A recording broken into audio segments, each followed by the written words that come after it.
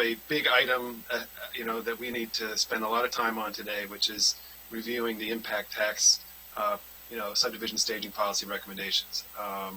So, we had planned for several hours for that previously, and since the Joint Committee was already meeting, we thought we could just hopefully conclude the WMATA, development proposal now, and then we'll move into the impact tax proposal. So, thank you, Nancy. I don't know if anyone wants to make any comments before we start. Otherwise, we will move into the remaining items before us. Bob, maybe you could just give us a quick encapsulation of the actions that we took at our last meeting, and then we'll move forward. Sure. Before I do that, I just wanted to point out one thing that I did after the last meeting. One of the decisions you made was to put in a provision that would give the finance director the authority to either start the pilot in year 1 or year 2. And in talking to Mike Covey after the meeting, I made a slight change in the language. He was concerned that we were talking about use and occupancy tax, the use and occupancy permit, and sometimes assessments doesn't get around to starting the taxes the year of the UNO is issued. So if you look on Circle 2 of the actual amended bill, I changed the language to try and, in discussions with Mike Covey, and hopefully to do the exact same thing that the committee wanted, but just to say that the director may begin payment in lieu of taxes in the year a use and occupancy permit is issued for the qualifying development, or in the second year property tax for the qualifying development is levied. Trying to make it clear that it has to be the second year the taxes are actually due. I think that language will work. It's really a technical change to the language, but I wanted to make sure everybody saw that. Does there need to be a motion for the technical amendment, or we find that reflects? Well, if everybody's okay with it, without objection, I guess it's because it does do exactly what you would. Hopefully, it'll do exactly what you had requested. All right. Last time, what you did was you added to permit the developer to assign the rights to the project. You added a labor provision requiring the developer to agree to avoid hiring contractors and subcontractors with past wage and hour violations, and violating the guidelines would be a Class A violation. Then you did the provision that I just talked about, permitting the finance director to begin the pilot in year 2. And you added a provision excluding special area taxes from the exemption. And then you added a provision to require a qualifying project to include at least 50% of the project to be rental housing in a high-rise building. You stopped at a point where Mr. Giwando was his amendments with regard to the 25% of MPDUs being at less than 50% of AMI. And I think that's where you stopped. Okay, very good. Mr. Katz is asked to speak, so Sidney. Thank you very much. Being very formal here this morning. I just have one question, and I don't know Bob or who else would answer this. But I hope this does not happen, but I thought about this last night. What happens if the people that own the building, this is on leased land, if the people that own the building go bankrupt or that have financial failures? What happens to the building and who owns it? Well, I think that's a matter for WMATA. I think we have Nina Albert here. I should say we have joining us Nina Albert from WMATA, I think Jacob Sesker is here from Five Squares. Rich Madaleno is here from OM Executive. I don't know if Nina's on yet. Yeah, I Nina, am, yes. Okay, Nina, could you share with us? Oh, there you are. I need to click my gallery view. Okay. Well, thank you for the question. It is a question that we contemplate in the ground leases. So, for example, if there's a bankruptcy or any other kind of financial condition, there's lots of sort of measures that would automatically kick into place. First of all, there's the developer who's usually partnered with some sort of equity or provider or capital provider. So oftentimes that group will step in depending on whether or not it's something that they want to do. Otherwise, I shouldn't say worst case scenario, but what really happens is then the lender, the bank, and all of these deals, given the scale that they are, do require some sort of lender. So the lender will typically take over. Well, the developer has the choice of trying to sell the building, and so that has happened. So then they would sell it, and then there would be somebody else who would step into the developer's shoes. But if that doesn't happen and they really default and kind of everything falls apart, then the bank can step in. The bank is obligated to continue to pay all of the obligations that they have. So, whatever it may be. And typically a bank will look to find, and I don't say typically, I mean, this is what they do. They will look to find another operator or another developer, if you will, to come into the shoes, or they themselves will go ahead and sell the building. So there's an entire waterfall of interested parties in that building, and these are all financial partners, if you will. Okay. So obviously, I'm not the fact that I thought of it last night. You all had thought of it prior to that, and that's a good thing. And the only other question I have is: WMATA allowed to own apartment buildings? Are they allowed to own these types of buildings themselves, No. or does it have to be it has to be a private enterprise? It has to be a private enterprise. In our charter, or in the compact is what we call it, the compact agreement between all the multiple of jurisdictions, WMATA is not permitted to be an equity partner in ventures, basically.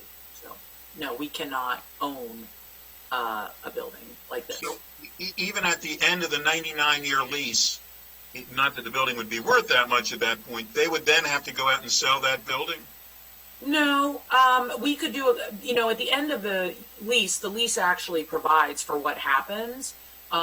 Typically, let me just say, when developers or investors invest in 99-year ground leases, they do it with the assumption that that 99-year ground lease could continue to be extended. So they very, very rarely assume, and you see this all over London and Hong Kong where 99-year leases are in effect. They tend to just continue to be under a ground lease for a long period of time. But in the case that the 99-year ground lease were to expire, all the improvements on the land would revert back to WMATA. What WMATA would do at that point, rather than try and manage a multifamily building, which is not at all our core either mission primarily nor strength, we would put that property back out. Well, I thought you said they couldn't. That they couldn't manage, they couldn't own it, right? Well, we can't. You can technically own it, right? It could come into our ownership. We would not, in that case, be an equity provider, right? I see. But the ownership would be ours. Okay, thank you. Thank you, Mr. Chairman. Mike, did you have a quick answer for us? Yeah, I just wanted to give a little bit more context, and I just wanted to note that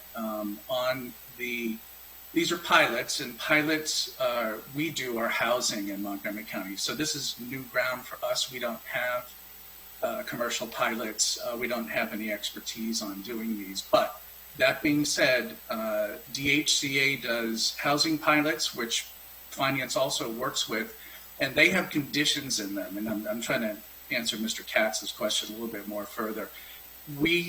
I envision doing pilots with these developers that will actually have conditions that are predicated on them meeting certain requirements. So if something fails, as Ms. Alpert said, and Mr. Katz started with, then the pilot should actually account for that and should give us some guidance on where to go with that.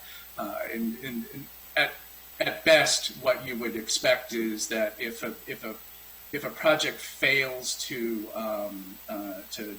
do what it says, and the developer fails to meet their obligations, they will lose the property tax abatement, if you will. Thank you. But again, we're in new territory here. We've never done commercial pilots before. All right, Nina. I just want to, just flag, and, of course, everything, the devil's in the details, right? I'm just responding to what Mike just mentioned, which is if there is, the ability to retract the pilot during a period after it's been committed to, it becomes very difficult for the development and the financing community to be able to count on that. They no longer know what they have. So I'll just say that, there would need to be pretty significant. I know I'm putting myself in the shoes of a developer that would respond to that and just saying that there would need to be very significant hurdles of default and, something very dramatic that would cause the county to retract that. Because if you do that, they've underwritten the entire project, that would include the pilot. And so pulling it back would need to meet a significant hurdle or issue. I think that's true and consistent with, the executive branch can't essentially come up with a different version of this. It's constrained within what we pass. So, okay, thank you. All right, well let's keep moving. So, where we left it, Councilmember Chawanda was proposing an amendment. Yes, and the amendment had been seconded by Councilmember Katz. Yeah, so I want to go back, and the amendment that I proposed, just to restate, would require that a qualifying development, it would change the definition of a qualifying development. And this is on page 5 or of the packet, just for people following along at home, to that the buildings that are constructed on the leased land from WMATO at a metro station that must include 25% of the moderately priced dwelling units, which are 15% under this current iteration, which again, I've said, I think, normally in a pilot, I think council staff rightly points out that when a DHCA evaluates a housing pilot, current standards mandate that it be more than 15% affordable. But under this current configuration, this modest amendment suggests that 25% of that 15%. So on the one project that we are aware of that has been submitted, the Grosvenor project, which I think would be is proposed to be around 500 units.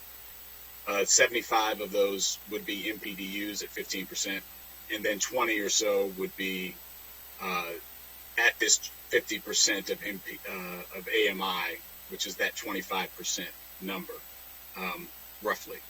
And so that is what we're proposing. It's very modest. I think when we're putting a significant public money on the foregoing public money, we want to make sure that we have mixed income and that we're accomplishing our goals. So that's what this would do. I had a couple of questions, and someone's not on mute. I don't know who that is. But I had a question for this is related to a couple of things that Mr. Katz brought up, and that we can talk about after this amendment.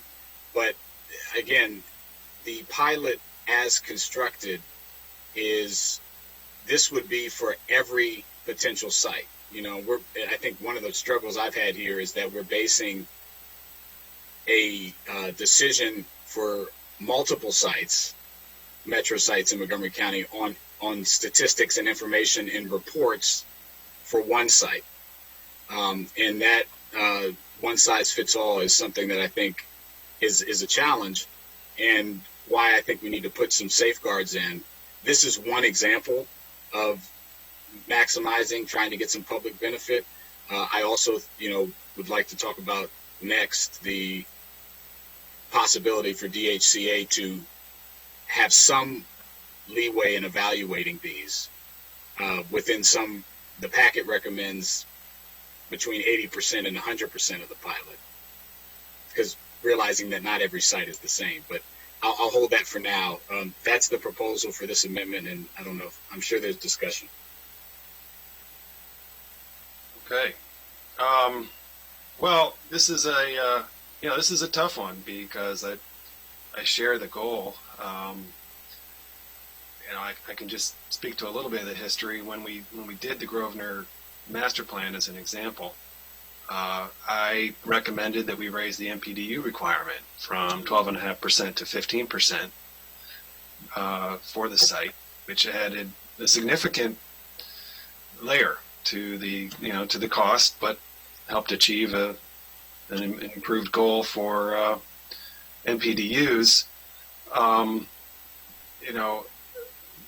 Now we're at a point where we're grappling with non-viability. We have a project that has, I understand, about $75 million worth of public infrastructure, embedded in it. A lot of that paid for by the developer, a chunk paid for by WMATA as well. And the problem is this project is really unable to carry that massive load, and it's stuck. So we're trying to break it free and get the public infrastructure, whether that's the cultural amenities, the parks, the housing, the transit riders, the economic development. We're trying to get all that going. So, the challenge here for me is just that anything that adds cost, which we've already done, we've already added cost by moving the year of the pilot to year 2 to 16. That has reduced the value of the pilot, but it's a worthy purpose that'll raise funding for the county and enable us to provide probably far more. If that money was devoted to affordable housing, probably far more than the amount here that's at stake. I think what we ought to focus on is getting the MPDUs delivered, and then we have programs that enable us to gain access to the MPDUs and then provide them to very low-income residents. Could I ask a question? I don't know if others are in the queue. I don't want to jump in front. Whoever else. Yeah, Andrew's in the queue. So I'll go after him. Yeah, sure. So, Andrew. Okay, I'll just be quick, but I totally appreciate where Councilmember Joando is coming here. In fact, when we were originally looking at this bill, this is something that we looked at, and we wanted to figure out a way to create deeper levels of affordability or higher MPDU requirements. And unfortunately, it undermined the purpose of the bill, and we couldn't find a way to increase the requirements and still get the overall goal, which is to ensure that the property tax abatement actually achieves the desired outcome, which is to get high-rise development, smart growth, high-rise development at Metro. And, it is very modest. I would agree with that. I think the challenge is that all these different things that we are looking to address, they're all worthy, they're all important, and I'm supportive of each of them individually.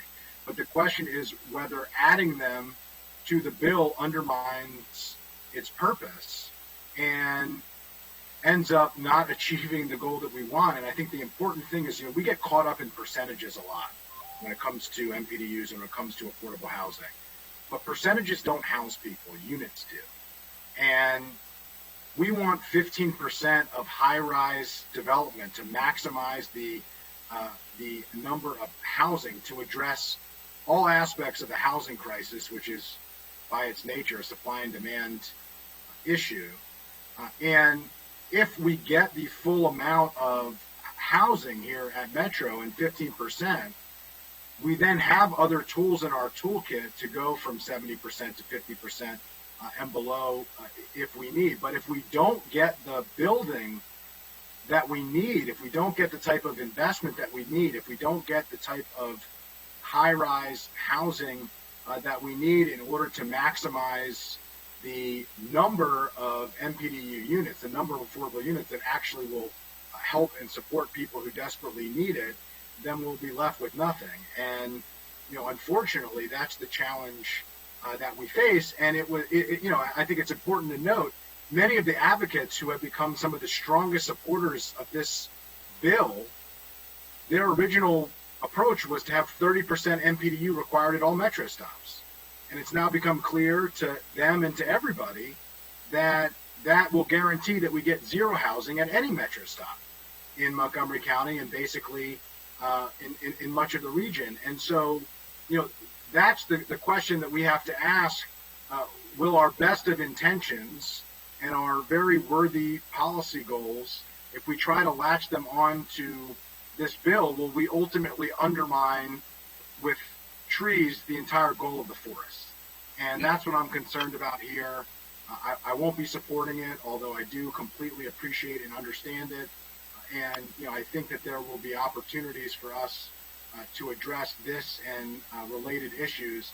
But we've got to start with a proposal that actually works, that will actually achieve the desired outcome, which is to have the type of investment that we want to realize the master plans that we have promised residents and to fulfill and follow through on our significant smart growth development and significant housing goals that we have put forth, and turning the rhetoric that we've put out there into reality. That doesn't happen without private sector investment, and it needs to be attractive, and it needs to make economic sense. And right now, the economics don't work. The purpose of this bill is for the economics to work, and we've made the math work here, and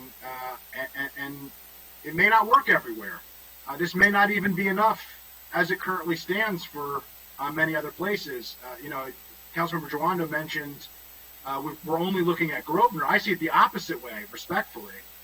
I think that we have a good idea that Grosvenor could and would work if this abatement goes through without significant further changes that undermine its benefits and its attractiveness and the math. But we still may have challenges in some of the other parts of the county. This may not be enough. And so it's the opposite of how this has been framed, that this is perhaps too much.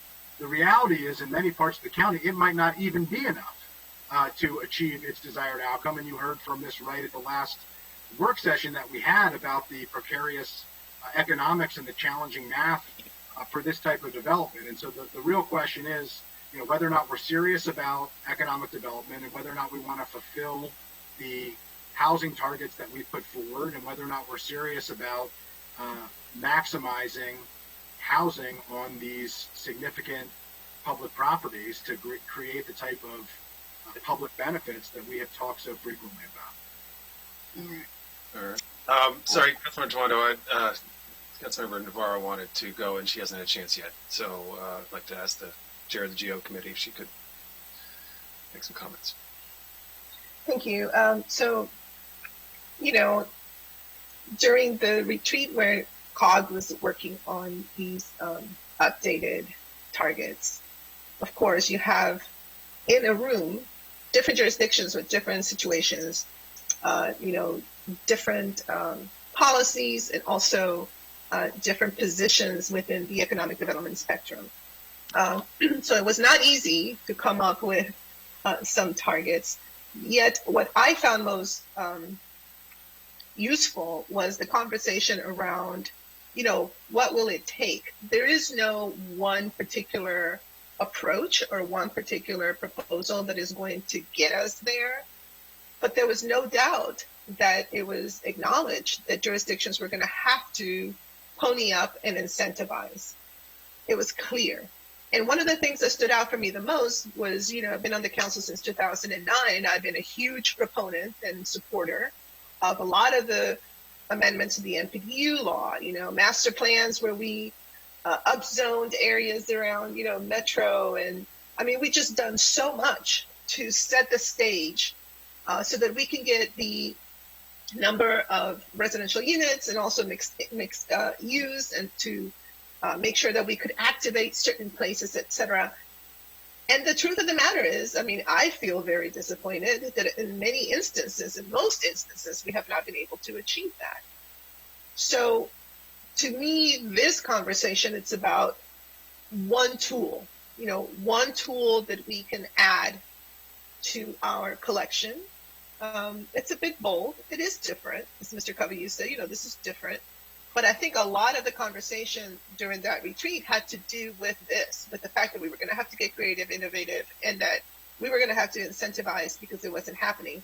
I submit to you that Montgomery County is in a very precarious position right now in terms of our ability to jumpstart economic development, especially given the pandemic and what's going to happen post-COVID-19. We've talked about these goals, and we've talked about things like the economic development platform and who do we want to attract, and how we want to grow our tax base, etc. And as someone who has dedicated my life to working to address issues of the most vulnerable, I am not confused that unless we are very focused on how we're going to get there, we are not going to have the levels of revenue that we need to address the issues of the most vulnerable. So I don't want this conversation to become sort of like this needs to be the end-all be-all and check all of the boxes, because then we will put ourselves back in that position of things not happening.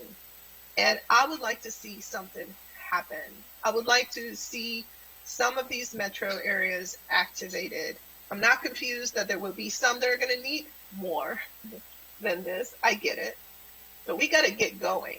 And we have to go ahead and just make it work. And if it means that this proposal will yield affordable housing units for us, that it will yield people then coming and deciding to call Montgomery County home, and as things start to open up, hopefully soon, they're able to then patronize restaurants, or they're able, all of those things that come with an activated economic center around Metro. To me, that's a win, because in the long run, we're going to be able to then capture all of that revenue. So I don't like to position this as a binary choice. I think this is one part of this broader strategy where we're going to have to start making some bold decisions that maybe we've never done before. But again, I don't want to get into a situation where we're making it so restrictive because we want to check all the boxes of all the things that we care about, but then nothing happens. And I've seen this movie before. So this is why I think that the bill as is, with some of the amendments that we put forth, strikes a pretty good balance, but it also sends a bold message that Montgomery County is serious and that we're putting skin in this game to make something happen. And that's why I will now be supporting this amendment. Thank you. Thank you. I have Will, followed by Sydney. Thank you. And I appreciate all the comments. I was just jotting notes down while I was listening. A couple things are important. I don't think anyone's saying, and I'm not saying, that incentives shouldn't be on the table. I think I started this conversation when we had it a few days ago saying that I'm fine with incentives. And I think this is a different approach. But I think we're talking about the scale and the weighing of the public benefit to the incentive, and the ability to consider that on a case-by-case basis when we have significant public money in revenue that we are foregoing to incentivize.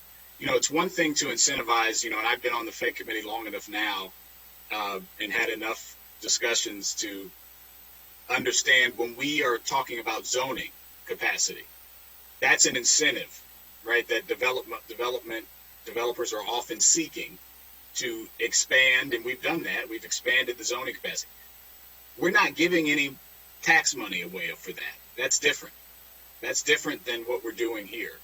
And it's in a form of incentive, but an important one. And we need to still, even there, because once you give that capacity, it's there, and that's all you have.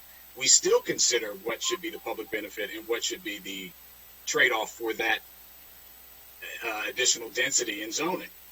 This is talking about, we're going to say, in the case of this one project, $1.2 to $1.3 million a year for 15 years, $18 to $20 million for the one project we know of, but there's, again, 8, 9 plus other sites.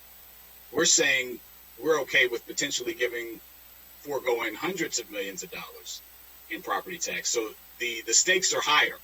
And I think there needs to be additional checks on that type of tax incentive or abatement, or some would call, giveaway, whatever you want to call it. And so I think it's a different story here, and we need to do that. And the packet brings up, and I have some questions here, because I think this all or nothing narrative, I think, is not fair to the conversation here. It's been phrased multiple times and in different ways that if we don't do this, there will be nothing. We will have empty metro sites and nothing will happen, and we'll get no housing. And that's just not true. That's not, please don't cut me off. I was just asking you. I wasn't trying to cut you off. I was just asking you to expand on that. Oh, I'm going to expand deeply here. If you look at Twinbrook, okay, the Allaire, I think it's called, in the Toronto. The Allaire is a 279 unit building that was built obviously prior to this being in existence. The Toronto is a 214 unit building that were built at Twinbrook Metro Station in a joint development agreement with WMATA that is yielding MPDUs. There's not this significant subsidy. We didn't forego taxpayer dollars.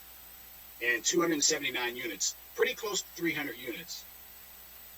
We're talking about, in this Grosvenor scenario, a 500 unit property for giving away a lot of money that we are generating from this other property. If you look at Wheaton, Metro Point, 173 units, right? Not super high, not as tall as high rise, but again, there's something there. 53 of the units of those 173 are affordable. May I? You can. I'm just pointing out that it's not fair. You can say we won't get the high rise in the Yes, that's all we've said. That's what I was going to say. No. But that's not all that's being said. It's saying all or nothing is what's being said. That's the purpose of the bill. The bill is limited to high rise, so you cannot provide the incentive. You can't get the incentive for doing low rise. Low rise is possible. Yeah. However, we would not subsidize low.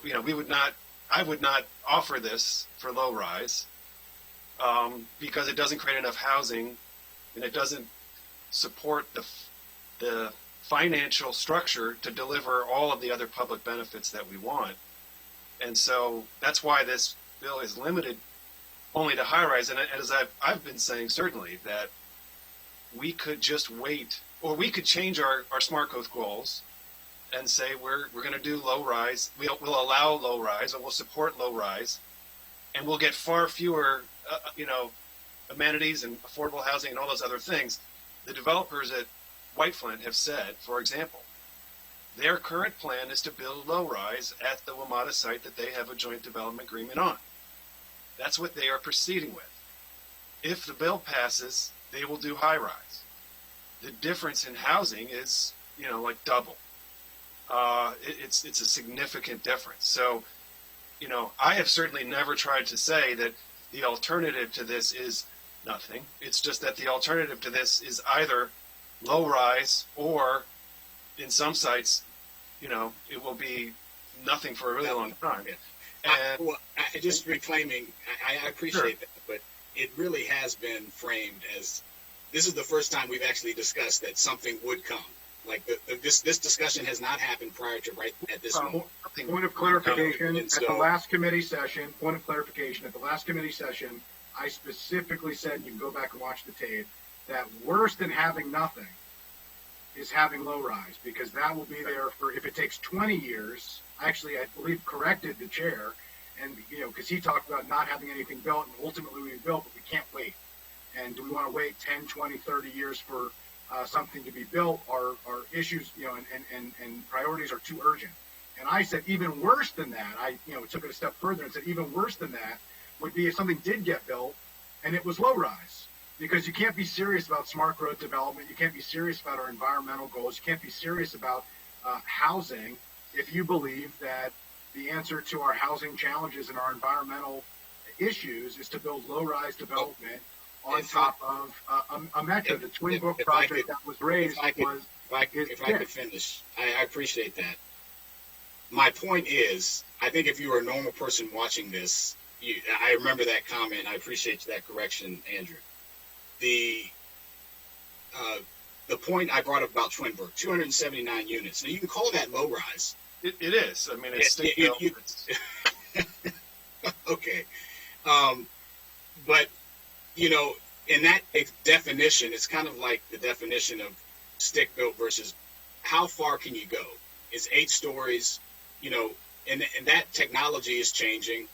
I don't sit here and presume to know. There's innovations that are happening every day that allow you to build more affordably, higher up.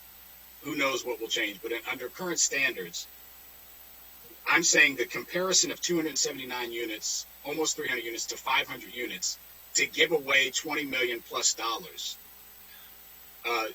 in the context of the one project we know about, without some safeguards. And I'm not even saying don't do it. I'm saying let's have some modest safeguards. So that's my first point, is I just want the public to understand that there could be development, and it's a fair policy decision. I don't necessarily agree with Mr. Friedson that what happened at Prince George's Plaza or Twin Brook or Wheaton or that is proposed for White Flint currently, I don't necessarily think that's a failure. I don't think 300 plus units on top of a metro where there's decent affordability and we haven't given a huge subsidy, I don't consider that as being worse than something. I think that still is transit-oriented development. If the definition is, if you're making the bar for transit-oriented development a certain level of height in units, and that's all that matters, that's a fair discussion to have. I just don't agree with that, with what we're trading here. Okay. I think that's the point. And so my second point, and I have a question for Gene, and I think he wrote this part. All right. Go ahead, Mr. Chairman. Well, it's just Nancy would like to speak as well, and I wanted to respond. Are Okay. you going to move on to a different topic, or? Yeah, it's the same. It's related to this, and I'll pause. I'll be brief here. The idea that, which undergirds most of this conversation, which I understand, is that nothing can happen unless we give this full 15 years at 100%. That the financial gap is too big. And I think Mr. Smith and or Mr. Drummer, I'm not sure who wrote this part in the packet, it's very instructive, talks about this point of capital risk in the financial gap and how there are many ways to meet a financial gap.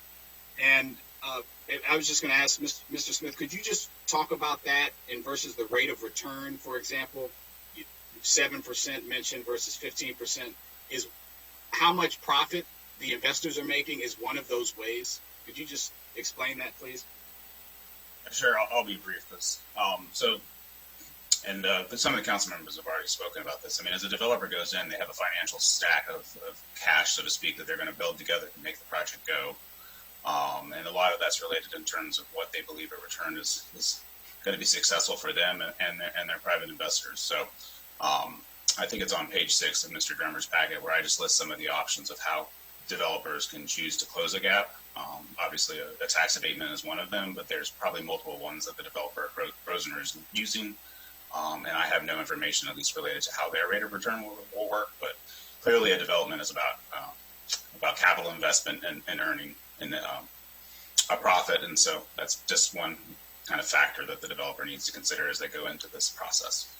I appreciate it. And the line says, what is unknown and usually unsaid is that the rate of return for a project receives financial incentives. The difference between a financial incentive that achieves a 7% meager rate of return versus a 15% excellent rate of return should be a point of discussion when the county considers providing a financial incentive directly or indirectly.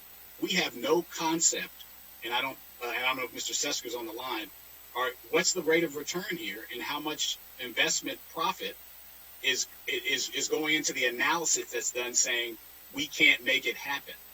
And that's something we need to consider, considering it's trying to be balanced on the back of potential tax revenue.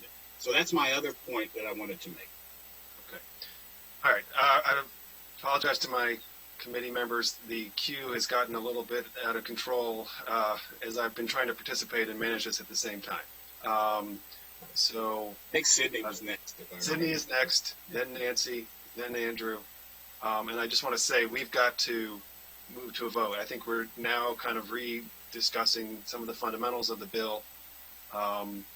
We need to move to a vote, and I would really like to end this by 10:30 at the very latest so we can have time for our other major discussions. And I agree with that, and I will try to be as brief as I can. I did second this motion. I believe when I seconded, I don't know that I have gone back and looked at the tapes, but I did it for reason of discussion, and I do believe that it's very necessary to have this discussion. I think that much was reminded this morning, and I think that's very necessary. And let me just say very clearly, I don't believe that this is the best proposal ever for the government of Montgomery County.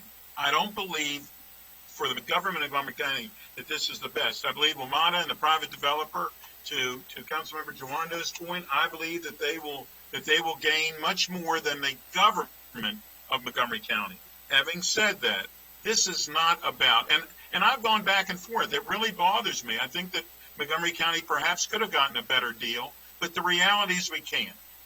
We are at a crossroads for economic development. We are, right now, we get no tax dollars from this land, and if we, regardless of what we do, we're still going to get very limited tax dollars from this land as WMATA zoning. We're not going to get anything unless they go to a private developer. So I think this is much more about than just the taxes. This is about how much can be done. We need to do something bold to show the public, to prove to the public that we are in this game. And right now, we have not done as good a job as we could have. And this gets us in a better place. I believe it's bothered me. I mentioned about the prevailing wage, not part of this discussion, but I believe that the bottom line on this whole issue is how much can we say to the developer, we are going to take and keep chipping at what you're going to do, and at some point they're going to say, thank you very much, I can't afford to do it. My part on this whole thing, we do lose property tax abatement. There's a property tax abatement, but we do get income tax, so we'll get something from it. I believe in general this is something that we need to do. I don't know how many other places this will be done. I mean, I think there's a reality to it, but this is for high-rise development, and I believe that I will, and as I've said a couple times, I will hold my nose and vote for this issue. Thank you very much. Hey, I'll take it how I can get it. I have to hold my nose every time I walk out of the escalator at a metro station and I look around me and I see a big parking lot. It's tough. All right, so Councilmember Navarro. Thank you. Again, having been on the council since 2009, I think the previous council broke the record in numbers of master plans that we took up, but we upzoned the heck out of metro areas. And if we look at what we have, that gives us a very clear indication that high rise has always been a problem. And Metro Point was mentioned. If I counted how many people have asked me, how come you couldn't get something taller there? Gosh, that was a missed opportunity. Even with Lot 13, we were supposed to have residential, and that's a little bit, right beside Metro. We were supposed to have residential, and the idea was, gosh, this would be great, because then we could truly, realize some affordable housing right there in that area that needs it. They couldn't even come in with a proposal for, some kind of mid-rise. So the truth of the matter is that, the council has been very focused through our master plans to upzone these areas. And what we have gotten has fallen short And now with a renewed commitment to the housing goals, again, it's just the reality. It is what it is, you know. So we either decide that we're going to incentivize it and at least realize some of it, and then utilize the other tools that we have, like the HIF and other things, or we're just going to still continue to just be content with the fact that around these metro areas, all we're going to get are these, you know, mid-rises, which is, you know, it's fine, but it's a huge missed opportunity. We cannot go back now to Metro Center and, you know, try to put more levels on top of that, obviously. So that's the only point I wanted to make. I mean, I think there are so many ways to look at it. I just speak from experience, you know, of trying to push the envelope as much as we've been able to, but we cannot, it would be a mistake to say that somehow what we have is acceptable. It is not. And it continues to put us in a disadvantage because other jurisdictions where you have more land available, where you have cheaper land available, they can kind of start from scratch and do a lot of things. You know, we're in this point now where we are limited with what we can do. So anyway, I just wanted to share some of like just sort of the lens where I'm looking at this whole proposal and really hoping that we can get some good high rises out of this in a place where we've said they could be, which is another issue. It's not as if we can put high rises everywhere. This is the places where we should be putting them. So Okay, anyway, thank you. That's it. I think we could ask WMATA if we want to get some clarification about some of the station properties and some of the assertions that we've heard, but I'll go to Andrew next. Yeah, well, I'm happy to turn to that after because I think that the Twin Brook project as reference is private land. It is not on the Metro site. My understanding is the developer walked away from the Twin Brook site because the economics didn't work with that project, which if there was a better example. Right. The developer If there was a better example for why this abatement is needed, I think Mr. Jawando just hit the nail on the head, so I appreciate that. Wait, can you just say that again? Because I think that came out a little fast. So I will allow Ms. Albert to correct me if I'm mistaken here, but I believe that the stick-built mid-rise, not high-rise buildings that were built near the Twin Brook Metro are on private property. I believe there's a Sol and a JBG project that are proximate, and WMATA does own property there. There is an interest and has been an interest for WMATA to develop the Metro-owned property, but nothing has been built on the Metro-owned property at the Twin Brook Metro currently. Is that right? Well, so there are two mid-rise apartment buildings that have been built on Metro property. So JGB did develop mid-rise, not high-rise. There we go. What's that? Mid-rise, yes. Yeah. It happened on WMATA owned property. And was there another project at Twin Brook, and what's the status of that project? Yeah, so and then there's not on Metro property. JGB also developed high-rise, but not on Metro property. I think it's really, if I can just add a couple sort of points of clarification, and I said this last time, Metro property is not a greenfield site. Metro property is complicated to build on. So there is inherent additional cost to building on Metro property. So number one, I think it's very difficult to build high-rise in Montgomery County, except for a few places. So that's just because the construction costs have gone up all over this region, and because rents, that's why I say in general, except for a couple places, rents cannot exceed or cover those construction costs. So you're going to tend toward mid-rise, period. That's the general state of the market.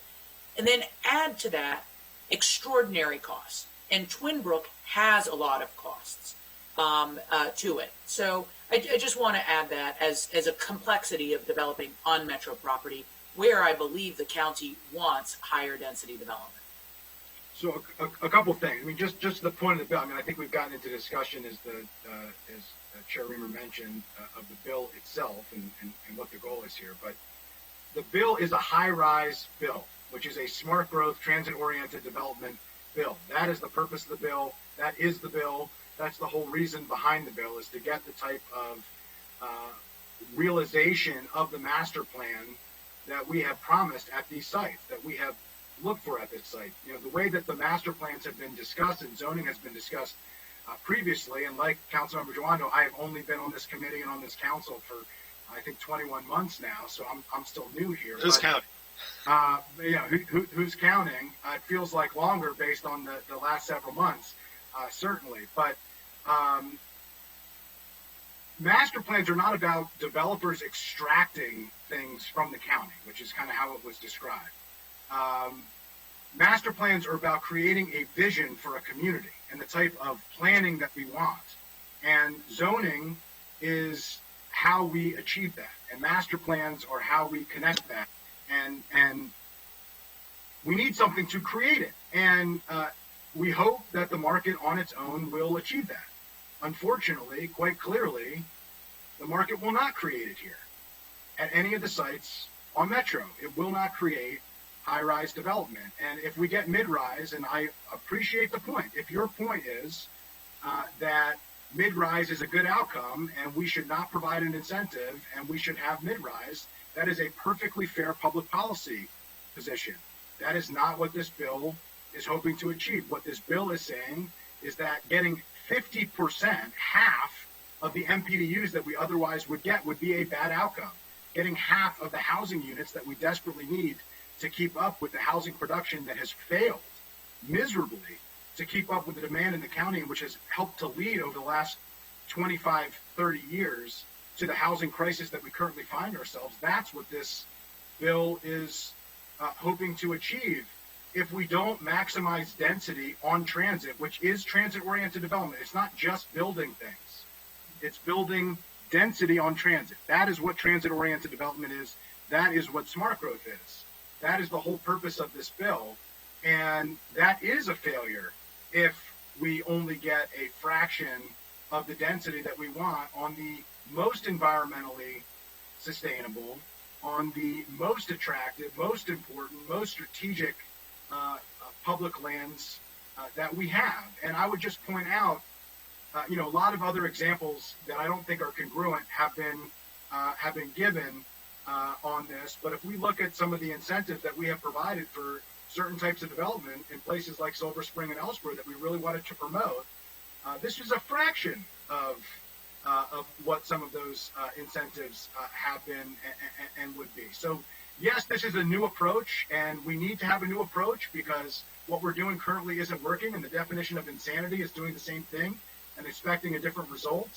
But the idea that this is new in the sense that we have never given broad incentives to attract investment to strategic parts of the county that we desperately want that investment to take place, that's fundamentally untrue. We have done it before. We will do it again. It is part of the tool in our toolkit that we should be leveraging in order to achieve the outcomes that we want to the benefit of the public. And we have a chance to do it here, to have a true smart growth, true transit-oriented development to achieve our housing, our environmental, and our economic development goals. I hope that we don't water it down to the point where it's not useful and that it doesn't work. And hopefully we can vote on this amendment and vote this proposal to the full council. Thank you, Mr. Chair. All right, we have a motion. It has been seconded. Mr. President, can I just make Talking to Sydney? I'm sorry, Mr. Chairman.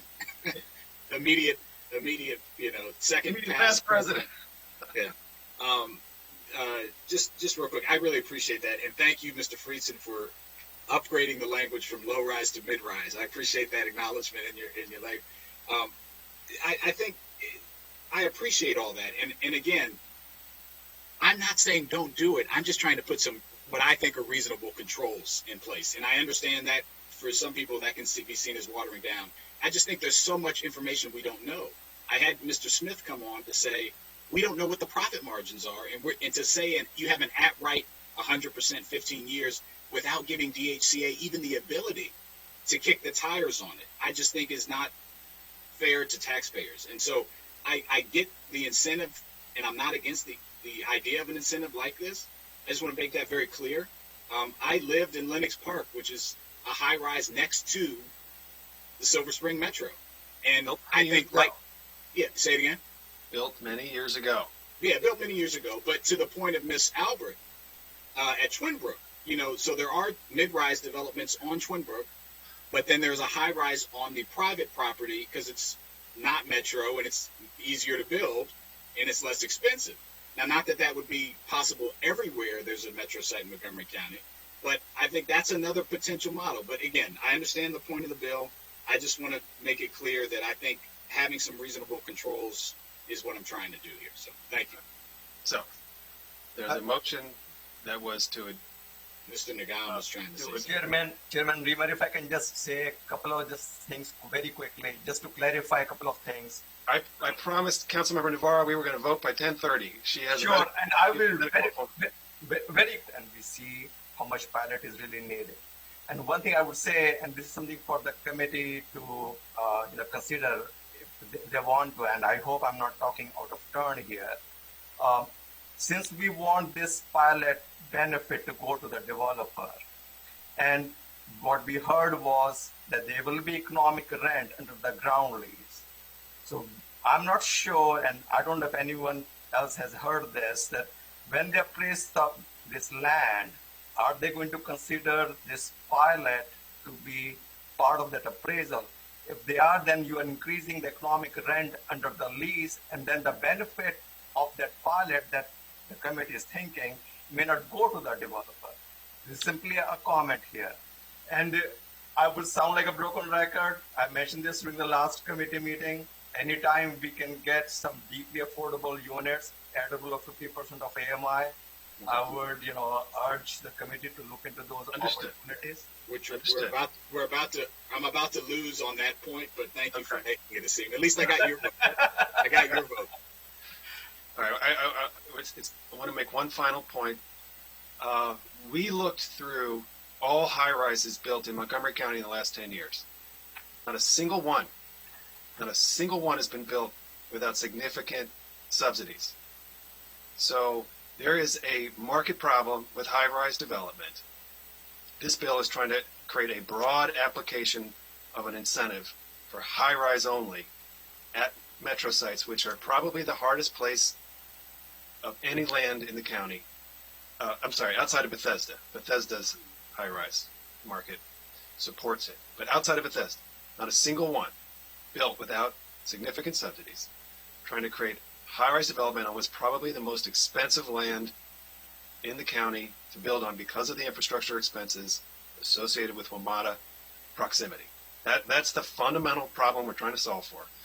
We have a motion to change the MPDU formula. It's been described.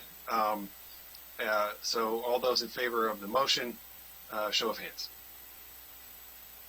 Councilmember Joando, I think this is your amendment. Right. Okay, all those opposed? All right, so the motion fails 4-1.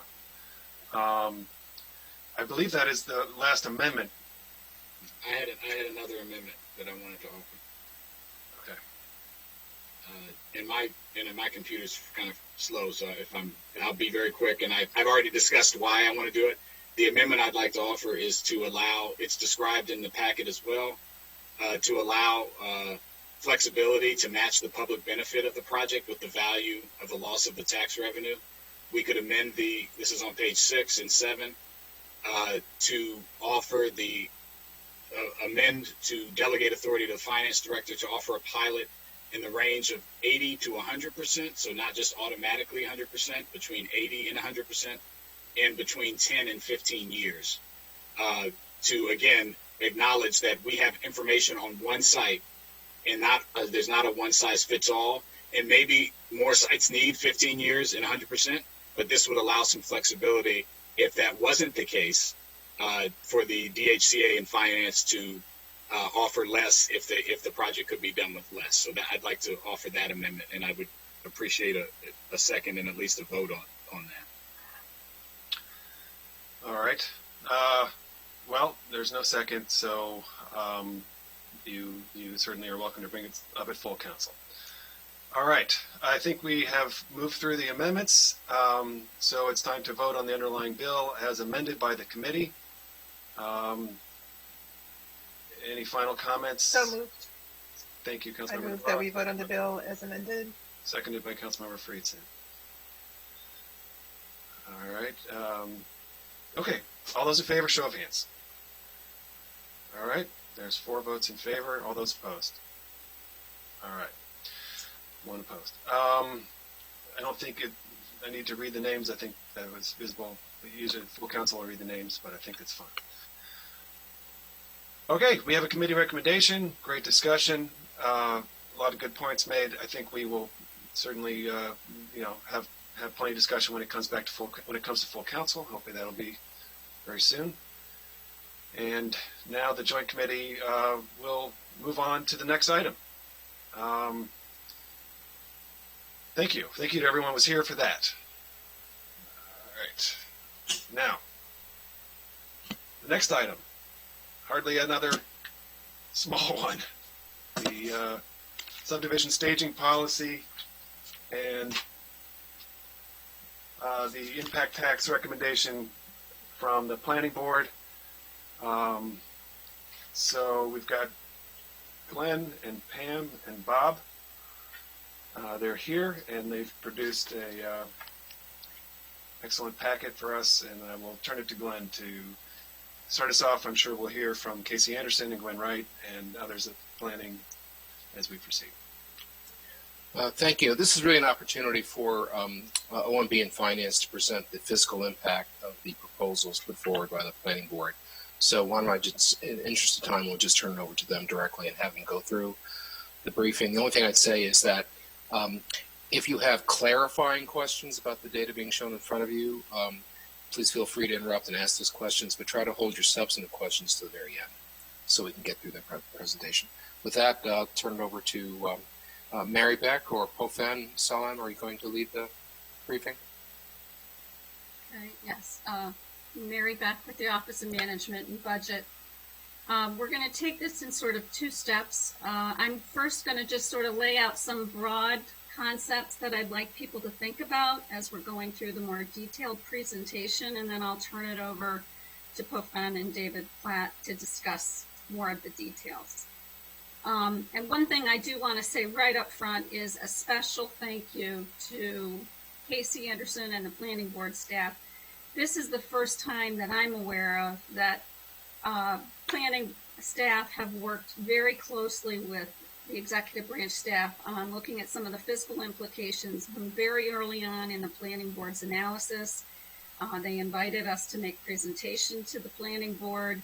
There were some adjustments made as well. I think at the end some changes got made. We didn't have a chance to circle on some numbers just because we ran out of time. But this was new, and this was a fantastic partnership, and we remain attached at the hip really with Lisa and Jason in terms of looking at this. And as you will probably have suggested changes, we'll continue to refine numbers. So I did want to say thank you to that. That was a good step forward, I think, in a lot of respects. I think the other thing to say is that this is incredibly complicated.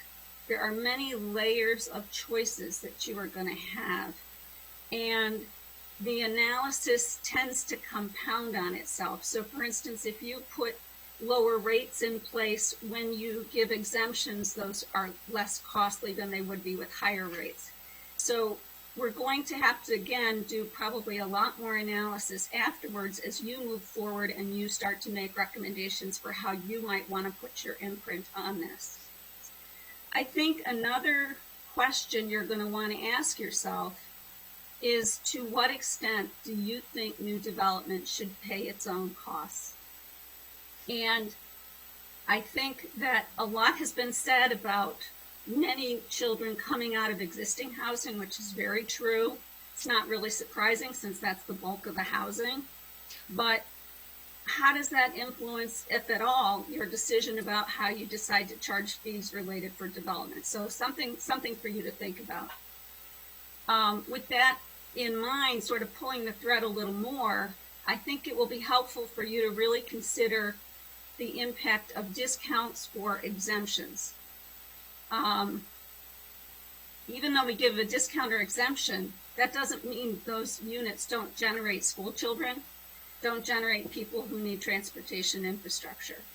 And you'll see a chart later that talks about the number of school kids we're expecting to come out of some of the areas where we have some of these exemptions or discounts in play. I think the other question, this is really more of a political one for you all.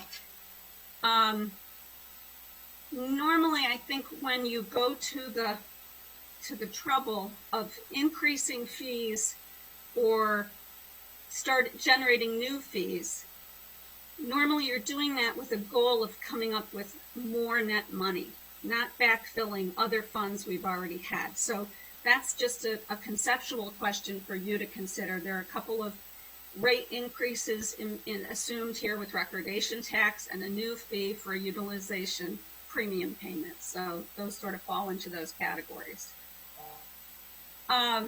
When we go through the more detailed slides, you'll see there's some variability in these numbers. We've looked at things a couple different ways, and you'll see ranges of estimates of impacts. And some of these are easier to predict and are more reliable than others. So to the extent some of these things are hard to predict or there are a lot of variables that could come into play, it makes our projections and therefore our revenues more vulnerable and possibly destabilizing. So we have to look at that as well as you go through this. I think a few of those things that you'll see later, the UPP payments, I think, sort of fall into that category. The first-time home buyer, we really had to stretch a bit in terms of coming up with estimates because of the type of data that was available. You know, the rate structure shifts a lot of development costs to the Greenfield, Clarksburg area. If that doesn't play out, then our losses would be much more significant. And I think the other aspect that's concerning for me is that we're heading into a situation where our match requirements for state aid to leverage the new Build to Learn Act monies are going to be increasing. And I am concerned about doing anything that might reduce non-debt funding sources for the CIP. So, you know, I think in the packet there are some issues raised about the main reason why the rates are changing on impact taxes. Rates are set at 100% instead of 120% as you had done last SSP. The student generation rates are assessed geographically instead of countywide, so that has some different implications. Different approach for multifamily student generation rates, the discounts for the designated growth areas, and the surcharge. So I just think this is all incredibly complicated. We're trying to take it today at kind of a high level, but we are available to meet with you or your staff if you want a more in-depth understanding of this. And if we can just move to the presentation now, Pofen. Okay. This is sort of a high-level summary. Mary, Yeah. you have sort of two slides visible on our screen. I don't know if you could, if that's intentional, but it'd probably be better to go to one slide visible. Right. Ben, can you take that down? Okay, let me see. Give me a second. Yeah, because I can. Under display settings, maybe. Yeah, try display settings up top. Okay.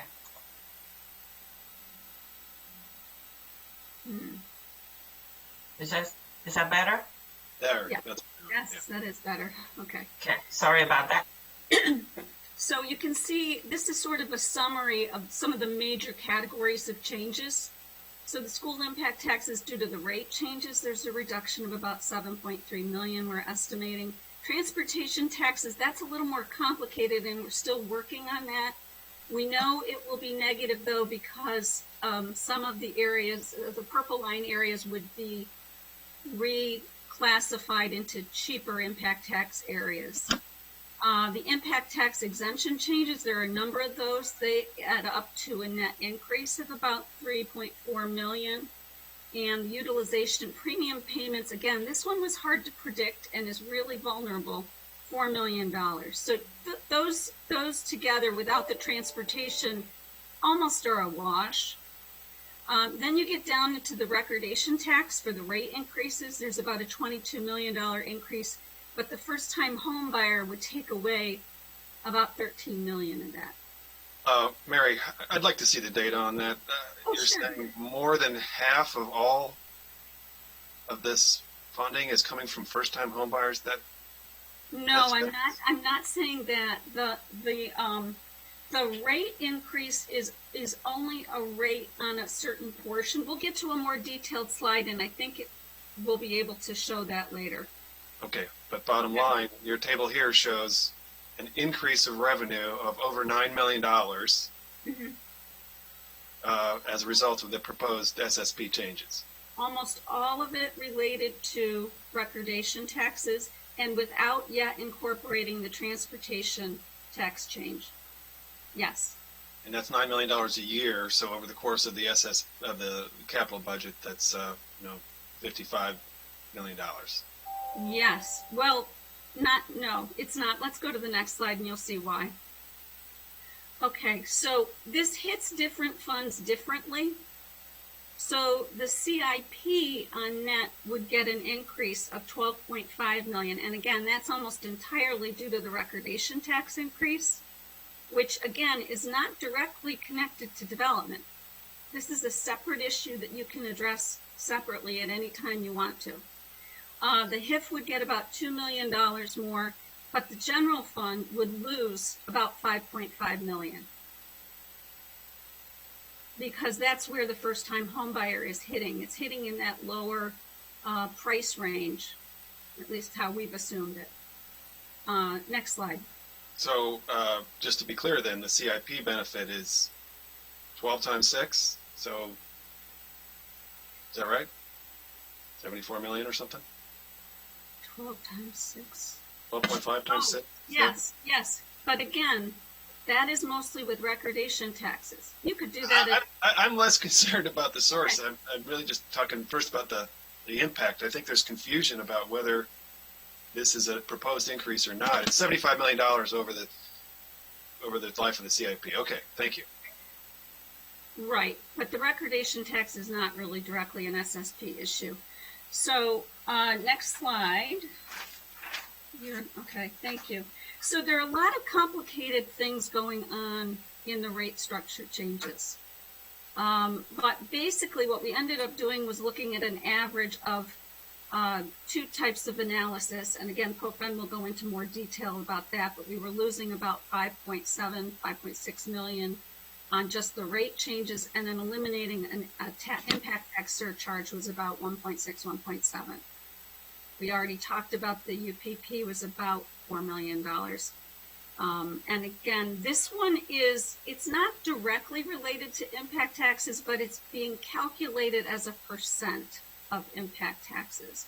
And it would depend on how many schools were over the 120% capacity threshold. And I know this was an area where the executive recommended, if you were going to do this, to pick a lower threshold.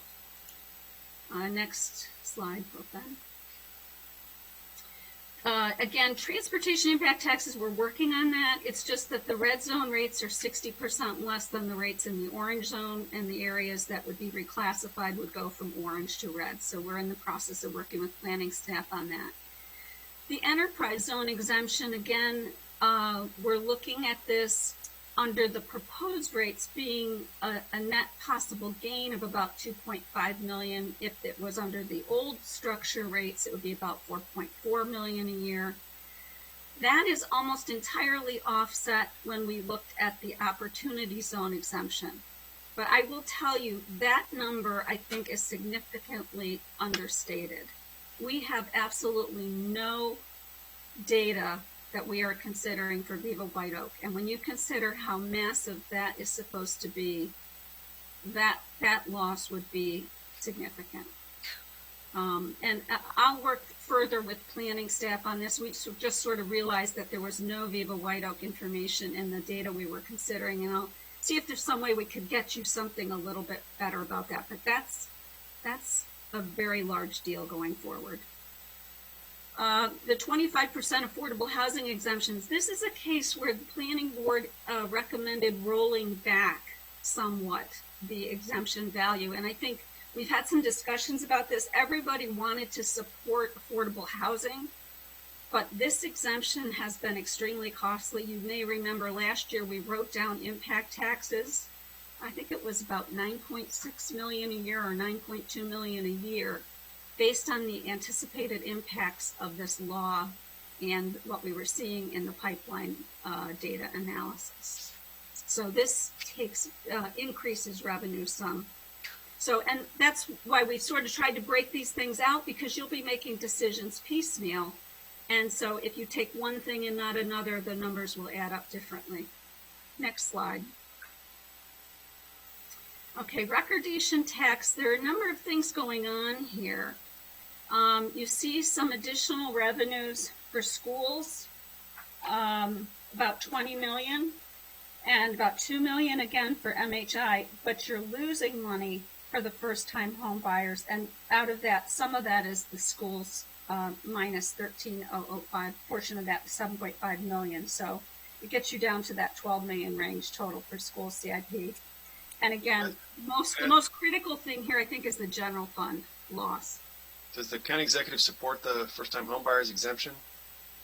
I have not had an opportunity to, I don't remember if we've specifically talked about it, but I think, honestly, I think this came up very late in the planning board's deliberation process, and I know that they did not have an opportunity to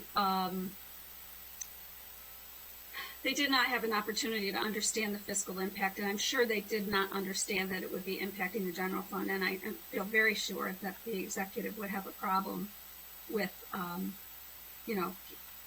this big an impact right now. It's also a little difficult to project. We had to make some assumptions about the home prices and how that would affect things. If we wanted to put our toe in this water, we should be doing it in probably a more limited way that would let us collect some more data and understand it.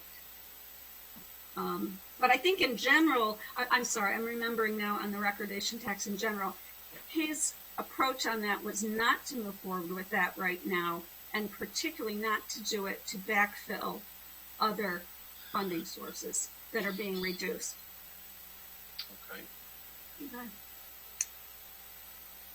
Okay, next slide. This one is just something I think we all really need to consider. Is there are a number of exemptions or discounts where we're saying to developers, because of other policy goals we have, you do not have to pay for the cost of generating students or transportation needs because of these other goals. And you can see that based on the unit data we have, the desired growth areas are expected to generate almost 3.7 thousand kids. But we won't have the money to pay for housing them. Enterprise zones about 650. The opportunity zones is grossly understated because of Viva White Oak. So, and then 25% MPDU exemption, again, that's just with 14 projects, a little under 1,400 students. This starts to really, really add up when you consider that, a high school costs $136 million, Clarksburg Elementary School, $36 million, middle school, high school additions, 15 to 35 million. This is, and this gets back to that question of, to what extent do you want development to pay for itself? What incentives are so important to you that you're willing to push the cost of these additional students onto existing residents? Okay, next slide.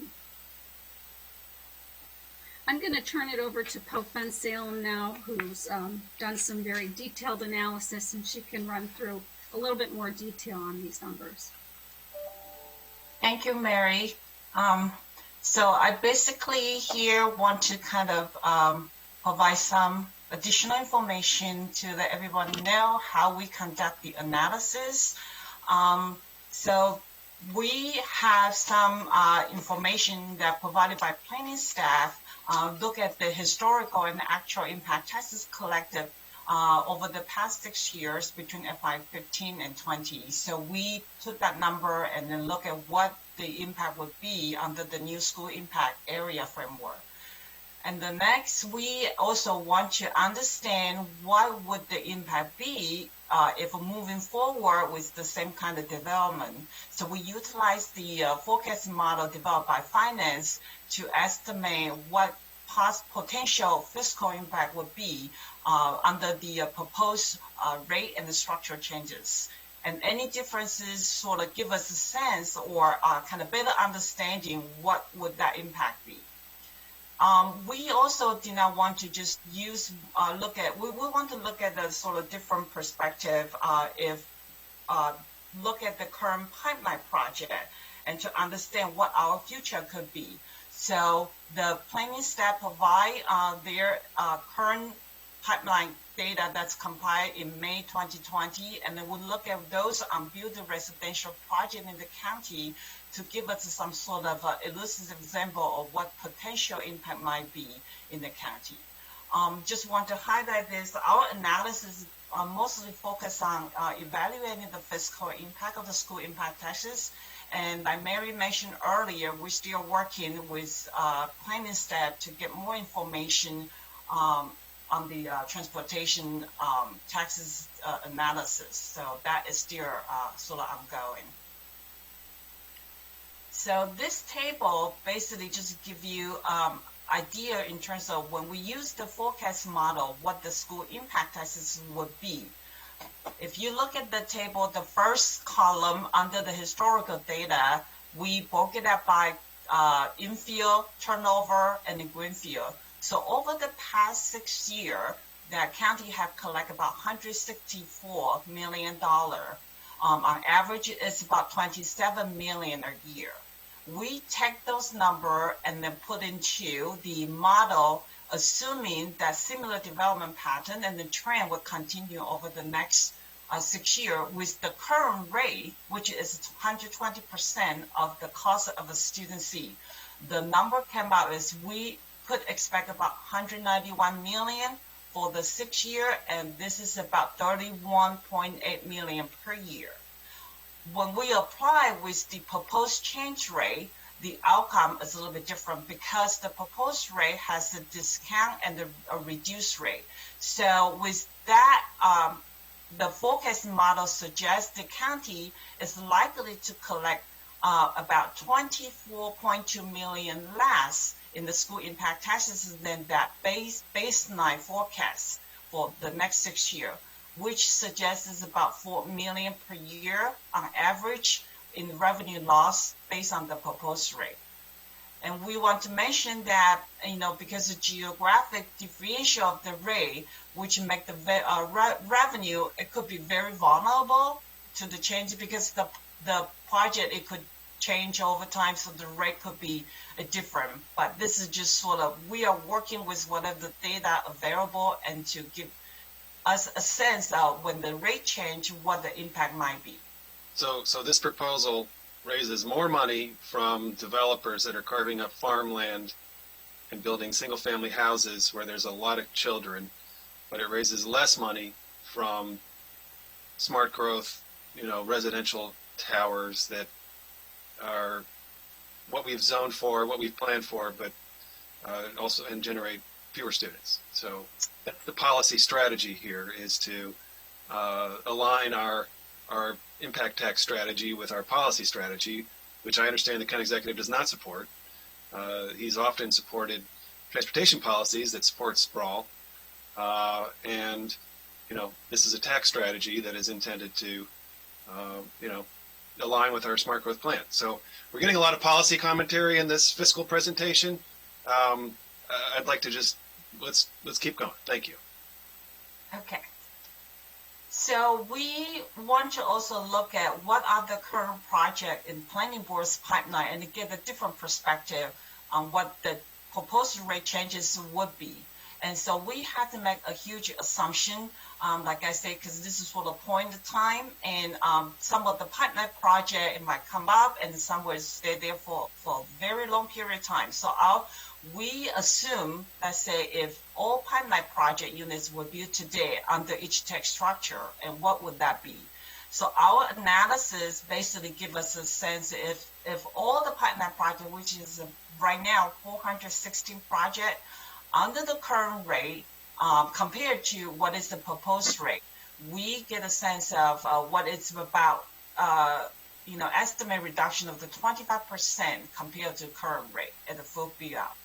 And we usually assume about 10 years development timeline, and I understand some of the project, especially that multi-family project, it could finish sooner than 10 years, and some project would take longer, but we just take the average and to say if it takes 10 years to build out, and the average revenue collected per year, which could be about 7.3 million less, for the proposed rate compared to the current rates.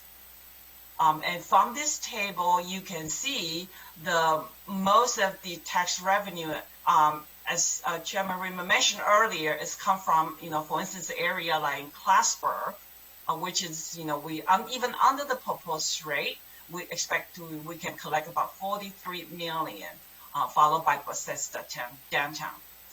But as I mentioned, the future development, it could significantly shift, depends on how the housing market moving forward. So the next, we look at the recommendation in terms of the UPP. This is sort of as another, this is not part of the Bill 38-20, the Development Impact Taxes Amendment. This is sort of the new fee. So we want to see what is the impact would be. Currently, UPP is not collected, but if we apply the UPP into those historical permits, what we estimate it's about, county could have increased by about 18.1 million over the past 6 years, which is about 3 million per year. And we apply those calculation into the pipeline project. We estimate likely the UPP collection, it could generate about 40 million for all the project. Assuming 10 years build out, the collection likely will be 4 million per year. What I want to mention is, this is sort of based on whatever the data available. The number, it could change, depends on how the pipeline project moving forward. Another recommendation, it's another component of the amendment on the impact taxes is eliminate school impact taxes surcharge. This, we basically look at that from historical perspective because the data on the pipeline project is simply it's just not quite sufficient for us to do the analysis. But if we look at what the impact would be if we remove this surcharge from the past, the average is about 1.66 million if this surcharge is no longer in place. Another component in the recommended amendment is eliminate impact taxes exemption in former enterprise zone. So the similar kind of analysis that we did is look at what would that be if the exemption is removed under the current rates versus the proposed rate. So the differences is the proposed rate, it would provide additional annual revenues about 2.5 million because the rate under the current proposal is much lower than if the exemption is removed under the current rate, the average per year is about 4.4 million.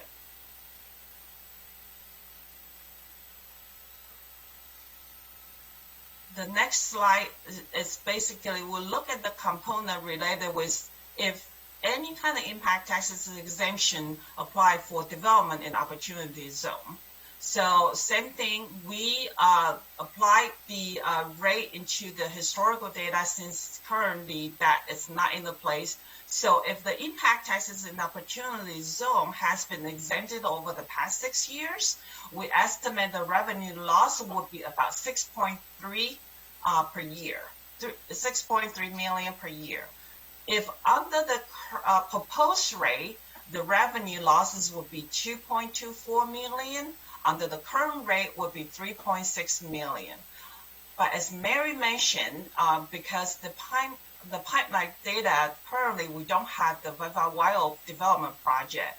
So if that project was included, we expect the amount of the revenue foregone from the tax exemption opportunity zone will be much greater. Another analysis that we look at that is responding to the proposal of limiting 25% MPDU exemption. So the way that we look at that is look at the 14 project, and you can get the detail in your packet. I think it's on your packet 26 that has the 14 projects slide showing there. But based on those 14 projects, we look at what is the changes between basic requirement, which is the required for every development, and this provide 12.5% or 15% MPDU. What is the difference under the current policy, which is as long as the development project meet the 25% MPDU development, that's the tax exemption will be provided. Under the planning board's proposal, it's a certain kind of limitation will be applied. So this table basically gives you a sense of if we're looking at those 14 projects, if just the basic requirement, we will collect about $124 million to the county. And if under the current policy, as long as the project meet the 25% MPDU requirement, county will collect nothing. Under the proposed changes, planning board's recommendation would generate additional $31.5 million in revenue to the county. And the other thing I want to mention is they will also reduce the average cost of each additional MPDU being produced, because under the average of the cost per MPDU produced by the housing loan provided from HIF, it's about $50,000. And when you look at the cost of the per MPDU, under the current policy for additional incentivized, basically we change from 12.5% to 15%, moving up to 25%. Each additional incentivized MPD would cost county about $153,000. If go with the planning board's proposed changes, the cost per incentivized MPD will be reduced to $73,000 per unit, which is much closer to the standard, cost per unit provided by the HIF, which is $50,000. The next, I will have David Play from Finance to explain to you all about the recordation tax analysis that we have done. Good morning. Can you all hear me? Yeah. Thank you.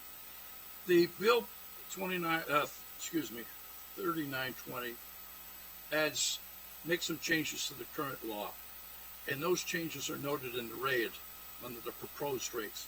For example, for the MCPS CIP, they're deleting the 237 and adding 287 for an additional 50 cents to the MCPS as well. Both of those rate changes, the 287 and the 50 cents, adds $20 million to the estimate. That's when we talked about the $20 million before. That was based on that estimate. The third change is to increase the $1 for amount over $1 million for principal amount of debt. That's an additional. That gives us about $2 million. I will show that on the next slide, but that's basically the change. The challenge is going to the last one, which is the exemption for first-time homebuyers. The bill recommends a $500,000. The first $500 in consideration for adjustment for the first-time homebuyers. So if we could go to the next slide. Can I just ask a quick question on the first-time homebuyer? Yeah. Sure. Good. Yes. Could we, Jerry, I don't know if it's as part of this presentation, but how we're specifically defining first-time home buyer? That's just the definition that the data that we got from two. Can I freeze there? I'm sorry. What's that? No. Yeah. Just quickly on the first-time home buyer, you could share with us specifically how executive branch is defining first-time home buyer specifically so that we are all operating off of the same definition, and then what are the assumptions that are being used in terms of the, this is based off, presumably, a sales price, an average sales price. Correct. Number, and what those assumptions are, so we can understand what you're basing it off of. I think would be a better step. Well, for our assumption, there has to be proposed. The assumption was that we got data on the first-time home buyers from a source called the Housing Center for American Enterprise Institute. And they used the definition of the FHA, which is 3 years. You haven't bought a home in 3 years. They use that as the definition of a first-time home buyer. And then from that, they give us an estimate of the percentage of first-time home buyers for new sales. Well, I would presume that we're not planning to use that definition for the first-time home buyer in Montgomery County. If that's the case, that would be news to me. But I think that's the disconnect for me. So I think we need to hone in on that, because that's a significant difference from what the intention. That's not a first-time home buyer at all. That's just somebody who's lived in their house for more than 3 years. Yeah. Well, that's one of the issues that Councilman Friedgen, Mr. Chairman, that's one of the things that we're following up on and coming up with a definition related to specifically Montgomery County. Yeah, okay. So I just think that that's a very important point. If we're going to move forward with this as a policy, that we need to all know what that definition is going to be, and we need to make assumptions, financial and fiscal assumptions, based on that. I think currently these assumptions are probably not altogether relevant, because I don't think we're going to land on anywhere close to what the FHA definition of the past 3 years. I mean, that just doesn't seem like what the policy proposal was intending to do here, and so obviously we'd want to figure out a way to land it in an appropriate place. And Councilman Friedgen, Mr. Chairman, we had conversations with the council staff about doing exactly that, revisiting coming up with the definition of what a first-time home buyer is. We just took what was available at the time to come up with at least a preliminary estimate, and that is correct on. Yeah, and it's not a criticism. I just wanted to note that, because I wasn't aware that the county had a definition, and clearly the county doesn't. So we have to work through that, and I think we need to be aware of that before we make any formal decisions on how to move forward on this aspect of the plan. I totally agree, and I did not accept that as a criticism at all. In fact, it's right on target for us going forward to come up with a definition. I have a criticism. The fiscal numbers that we've received that Mary Beck described, are they based on an assumption that the revenue that is not collected for first-time home buyers is actually just not collected for people who are buying a home and haven't bought one in the last 3 years? That's the assumption of this one, correct. I mean, that is like a profoundly flawed assumption. Oh, Hans, let me just say, coming up with any data to estimate this was extremely difficult. We had to find, David found a first-time home buyer percentage for Montgomery County. That's not easy to find. Home sales data was not easy to find. We had to put it into bands to understand. We made conservative assumptions in some respects. We assumed everybody buying a first-time home was below $500,000. While that's true for most, it's not necessarily true for everybody. So, this one was hard to estimate, and we all talked about, how this gets defined is going to obviously influence it, but that's, again, part of the concern.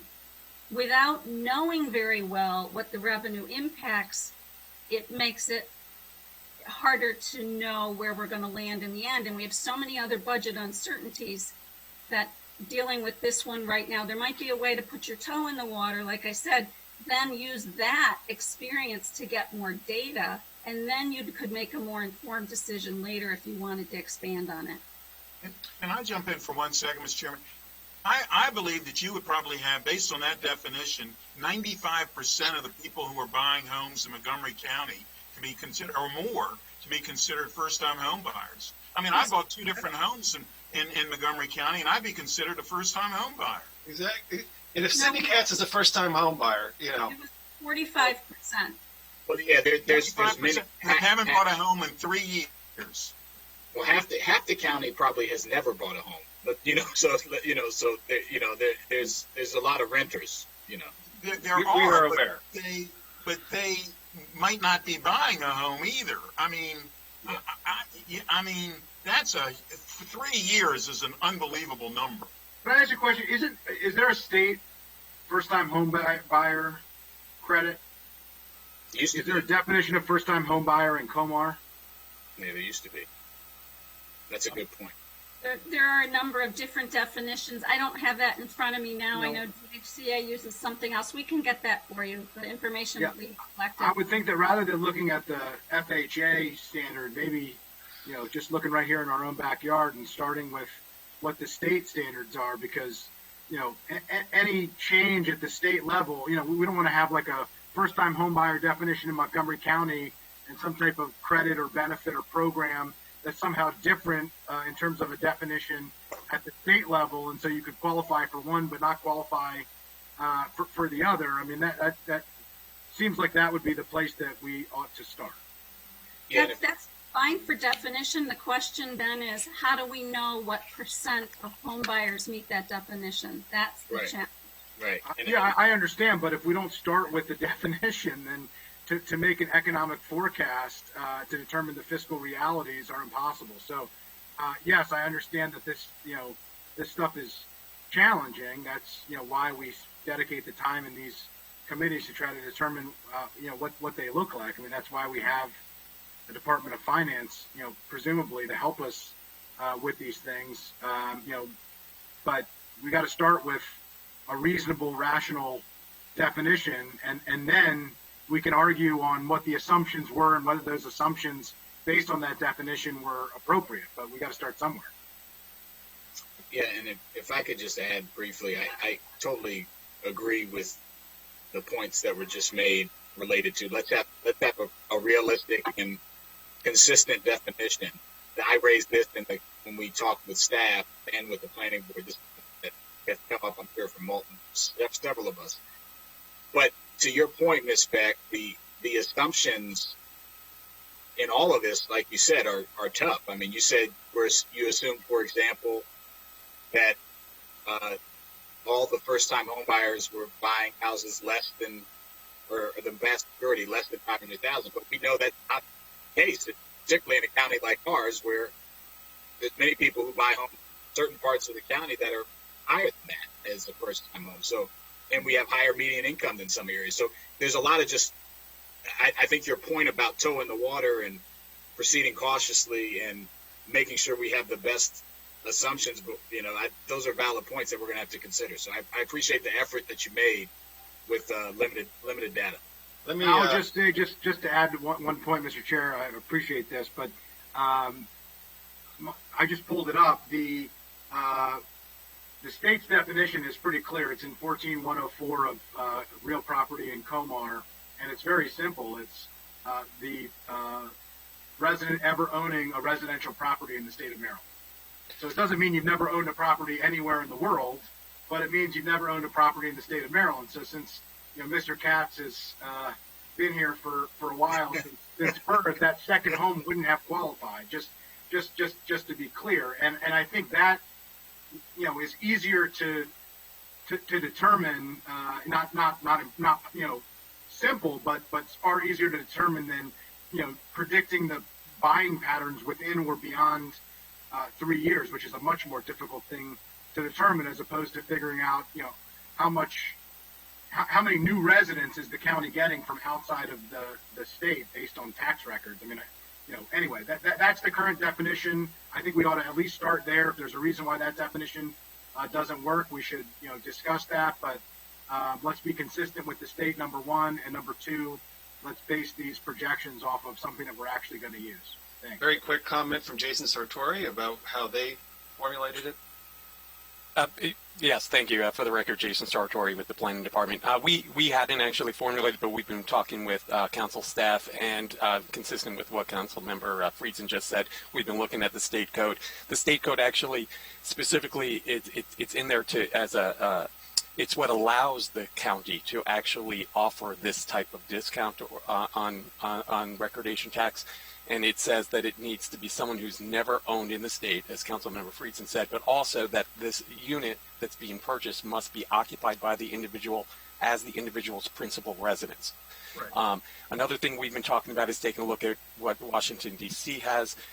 They've got a means test in there as well, so that they only offer it to households with income that are below 180% of the area median. So that is something else that you could consider in defining what applies here. I think one thing though to point out, because again, I don't think this was an intended consequence. No matter how big the dollars, for sure it will impact the general fund, and I don't think that was intended. So it's a home ownership strategy to help people move from perhaps renting to owning, or move up the economic ladder. In fact, I think ironically, the county executive has supported increase in funding for first-time homebuyer assistance in the past. However, here's a proposal to increase funding for schools and exempt first-time homebuyers. But anyway, okay, let's keep going. Well, again, as presented earlier, these are the implications of the changes in the bill that we estimated. We talked about the 148 million is what came from the recordation tax in FY19, and the rates increases were in the bills proposed. Those two increases from add another $20 million. The estimates for the 1 million loans and above, that's $2 million. And again, we're going back to the first-time home buyers, so the $13 million deficit, which brings us total to about over $9 million in Again, that's based on a strange assumption about first-time home buyers. That's right. Bob Drummer points out that the HUD definition of first-time home buyer is that you have not owned any home anywhere in the past 3 years. That's correct. Maybe you lost your home, or you decided to sell, you went back into the rental market. That's, or you've never owned one. Okay. That's a different, I'm sorry, Mr. Chairman, that was basically the FHA, part of the FHA. FHA. FHA and HUD is the same. That's what they use. That's, sorry, didn't mean to interrupt. That's good. All right. And that concludes the PowerPoint. Okay. Well, back to Pam and Glenn. What's next here on our agenda? I mean, I don't know what to make of this presentation anymore, to be honest. So I think we need a lot of work to understand the assumptions. We need to rerun the numbers, get the data, and thank you for the work. It's much appreciated. And I think we'll just keep scraping away at it until we have a set of assumptions that we think matches what our intent is. And I have to say, we don't know what our intent is. So, all right, Councilmember Navarro. I don't have anyone. Yeah, thank you. Well, as chair of GO, I just wanted to make some comments because I have to be for a little while. I completely agree. I mean, I think that our staff needs to get together, and we need to come up with some uniform definitions. If not, then this exercise is basically meaningless in terms of the work that we have to do. So I understand that this is our first time coming together, and I understand that a lot of this, is new. Nonetheless, basic things like definitions are important. And at least from my perspective, similar to the conversation we had before in the last item, we are trying to do something different here. Obviously, we're doing that because what we've done up until now, I think, has achieved certain things, but there's a lot of things that are still missing that we want to do. We've passed a few policy directives, namely the COG updated housing targets, also the economic development platform. I think that we are already on record, councilors, on some of our policy interests. And so, at least for me, as I'm working through the SSB, I'm keeping that in the back of my mind, and therefore, I think we do need to have definitions, et cetera, so we can all be working from the same page. So I appreciate the effort so far. I'll be hopping off for a little while, and then hopefully coming back on and rejoin you. Thank you. Okay. Thank you very much. All right. If I could, this is Glenn Orland. If I could add, we had the conversation with staff, I believe it was late last week, and one of the things we wanted to do with the recordation tax is, I think our consensus is to assume that first-time homebuyer is first-time homebuyer in Montgomery County, not just in the state of Maryland, and that in terms of the discount, would give you a couple of options. In other words, $500,000 is what's been proposed by the planning board. We give you maybe a lower number to show you the range, to give you some sense of sensitivity as to what level of discount. Can you hear me? Yeah, I can. Can I? You just said that your intent, your recommendation is whatever. You would assume first-time home buyer in Montgomery County. But the legislation would not say that, I assume, or would it? What are you meaning when you say that? Well, I think that would be our recommendation to you. But that is how you would recommend we do it. Yeah, I believe so. It would be in why Montgomery County. Why would it be that? Because this is, if you want to choose a different one, you can. This is a Montgomery County-based tax, and so we thought a first-time homebuyer in Montgomery County would be the most appropriate. But are there alternatives? I mean, could we say it has to actually be the first home you've bought in, say, for example, the past 3 years? Is that something that we could do? If the data's there, I suppose you could. I'm not. Maybe I should turn over to Bob on this one. But Can I ask you a clarification here from a legal perspective of Bob? We have authority to employ any tax that we provide. Everything that we get is delegated by the state. That's the way the system works. The state has a definition for a first-time home buyer tax credit, and the authority for us to be able to do it at the local level is provided there. Are we able to restrict it just to Montgomery County to say we're going to give a first-time home buyer tax credit to somebody who is coming from Howard County to move into Montgomery County, which it sounds like that's what you were just suggesting, Dr. Orland, or does it have to be the same definition of first-time home buyer, which is Maryland, the state of Maryland, the first-time home buyer in the state of Maryland? What is the authority that the council has in order to provide this type of tax credit?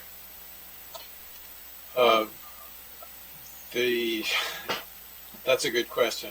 I'd have to go back and look at the state law authorizing the recordation tax to see where our authority is. I don't believe there's a state exemption for first-time home buyers for recordation tax. There's an exemption for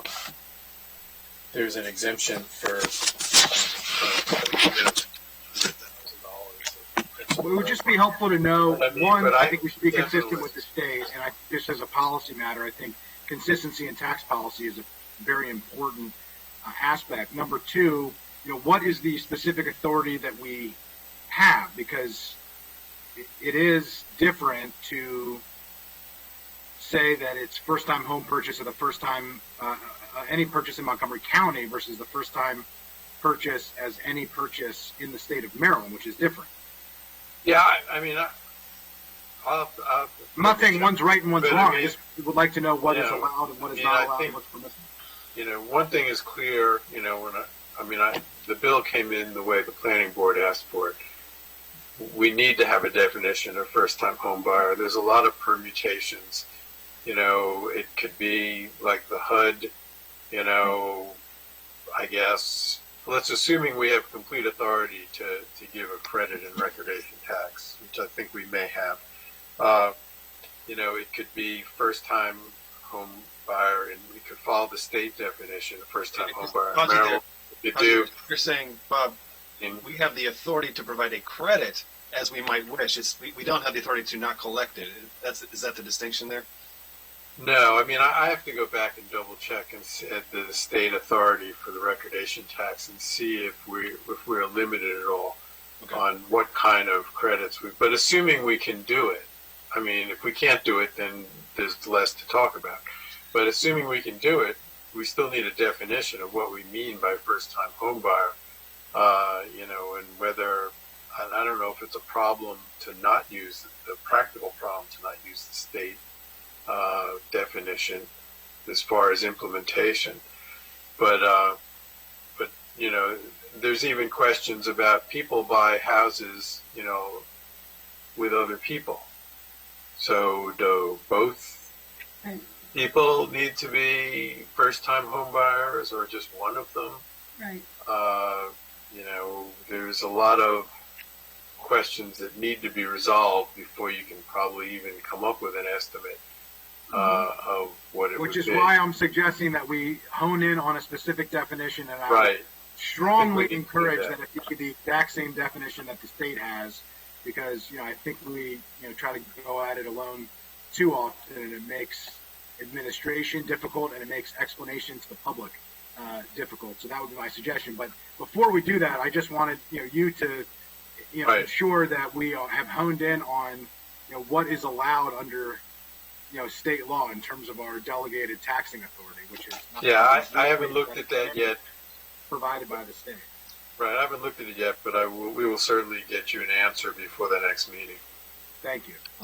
Actually, can I ask just a couple more things real quick to continue my point?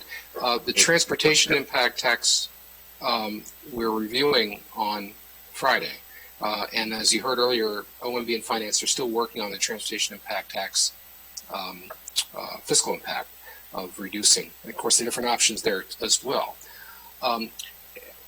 Probably what will happen is we won't have the information by Friday, but you could still go through, make tentative recommendations, and we can always come back. We have many, many work sessions scheduled. We actually, on the last thing I was going to say, the recordation tax, we don't have scheduled for a full GL discussion until October 12th. So we have like about 3 weeks. And so between now and then, we should certainly have maybe several different possible definitions, maybe 2 or 3, maybe not several, and then several different best idea of what a fiscal impact is. And so when you have that work session on the 12th, GO committee, you can work with that information, do the best you can. So it's not like we need this information necessarily immediately, but it will be thrashed out over the course of the next few weeks as we go through the work sessions. And are we going to get updated financial projections then if we change the definition and make new assumptions? I assume that there's going to be further huddling up here, and then are we going to get an updated data that we just looked at that reflects the change? Hopefully we can get solve some of these issues about, first of all, what is the legal definition, make sure we can do a first-time home buyer, and whether it's Maryland or Montgomery County, what can we legally do? And it's really a question for finance and OMB whether or not they can produce some options, maybe in about a week or so. What do you think, guys? I think that one of the challenges is we only have certain data sets available. I won't know how long someone lived somewhere or whether they had bought a property in another place. I just won't know. Can I ask a question here on the data sets, Mary? Sure. Yeah. Why can't we just go through the past 500 transactions and search the history of those buyers? I mean, I know it's labor intensive, but we're talking about millions of dollars, at stake here. Are we going to call them and ask them questions? I don't know. I'm asking you really, because you guys know the records a little better than I do. Is it not searchable on the internet whether a person has previously purchased a property or something like that? I hate to jump in, but I just looked up the state law. We need to use the state definition. Okay. We have authority to do an exemption for an individual who has never owned in the state residential real property that has been the individual's principal residence, and the residence will be occupied by the grantee as the grantee's principal residence. So that's what we need to use.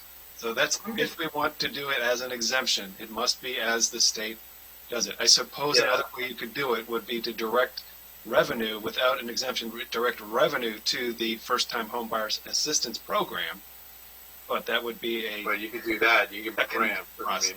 the tax the tax exemption has to be based on the state law. It's pretty specific in the state law as to what type of exemption we can do.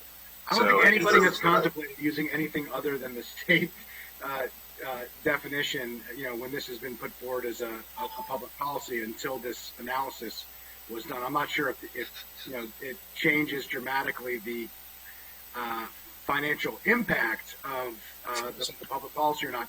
I'm just confused. One, I'm not sure. It's very difficult for us to make decisions if we're still waiting on the fiscal impact. So it's hard to come back and reconvene and make decisions based off of this if the numbers that we are now basing them off of we've just determined are not accurate. And I'm also confused because we make projections on behavior all the time. I mean, there are assumptions. I mean, this is how economic forecasts and fiscal forecasts happen. And so it's just confusing to me that when it comes to a first-time home purchase, that this has become impossible. I mean, I don't always agree with the fiscal forecasts that are made and the assumptions are made, but, the executive branch, does this all, in other aspects, and it's just confusing to me why it can't be done here. I think that that's a little bit unfair. I mean, if I'm looking for a blue-eyed Eskimo, how am I going to get? I have to work with the data I have. Finance and OMB have done a lot of work getting real estate transaction data, slicing and dicing it over different data sets and coming up with bands of costs, coming up with average costs. The big wild card was the first-time home buyer.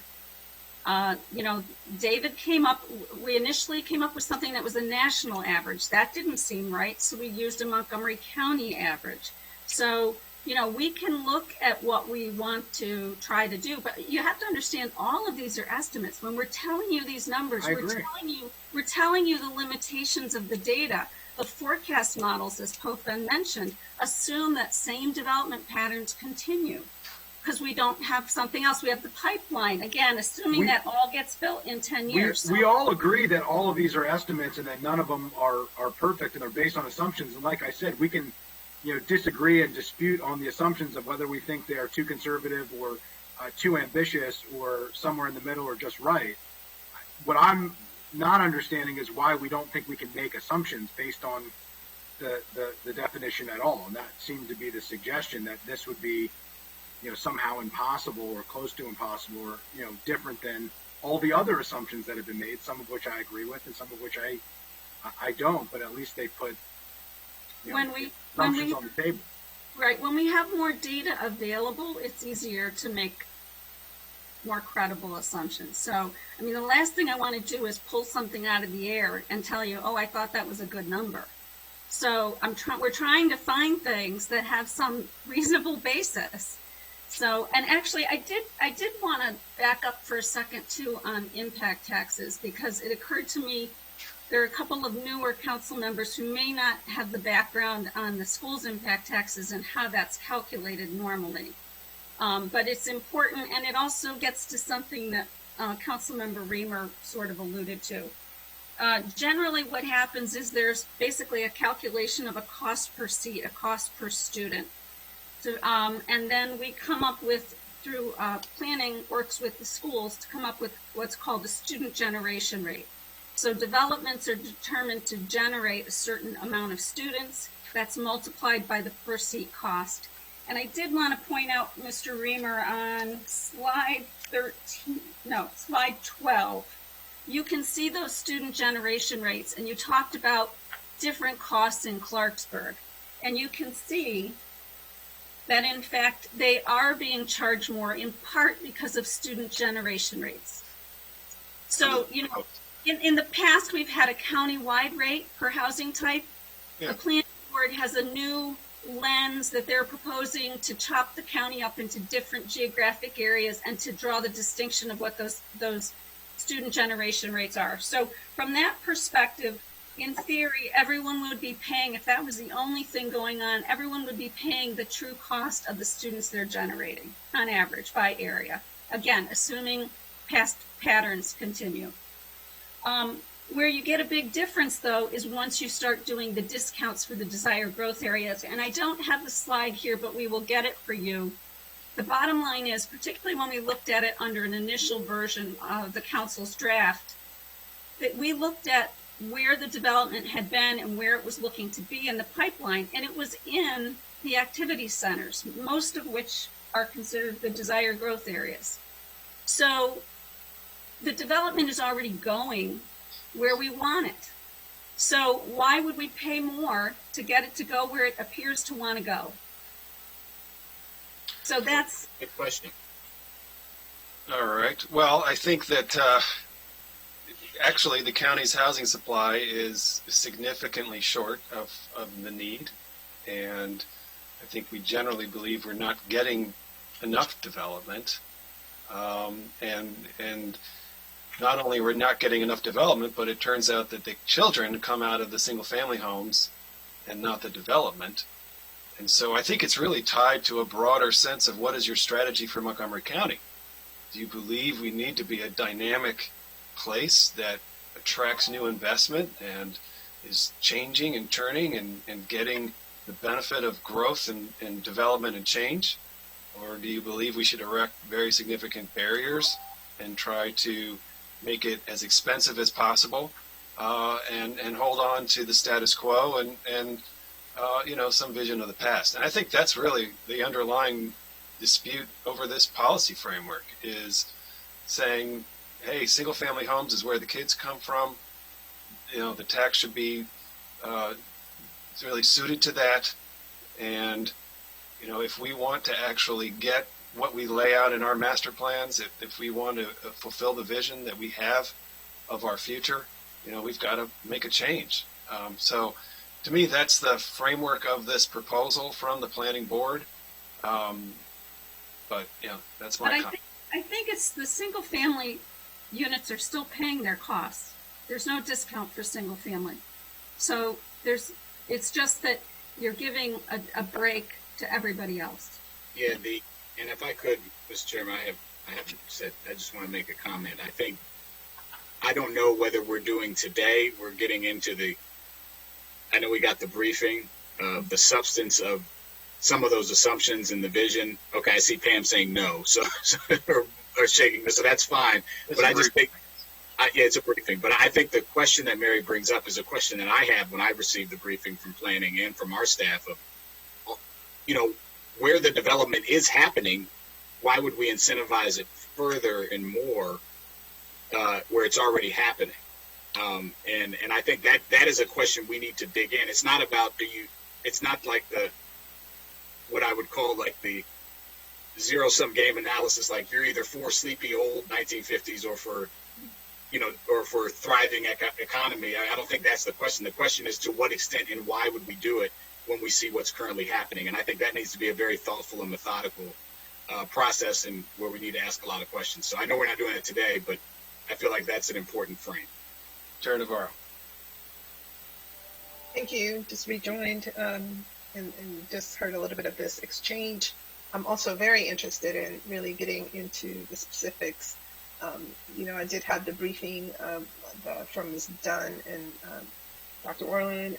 I read and heard, of course, the briefing from our planning board, et cetera. And I'm very optimistic about this framework in terms of really, I think, learning from what has taken place and what has happened. Also, I think in some ways bringing to the forefront, finally addressing this binary conversation in Montgomery County that dates back. Like I did mention when I was running for the county council, I remember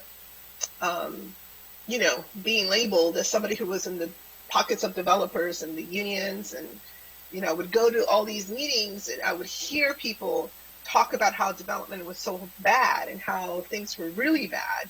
But at the same time, in the same breath, they would say, well, where are the amenities? Where are the amenities in the mid and east part of the county? And trying to really reconcile all of that has been a very interesting journey. And something that, previous councils have grappled with widely.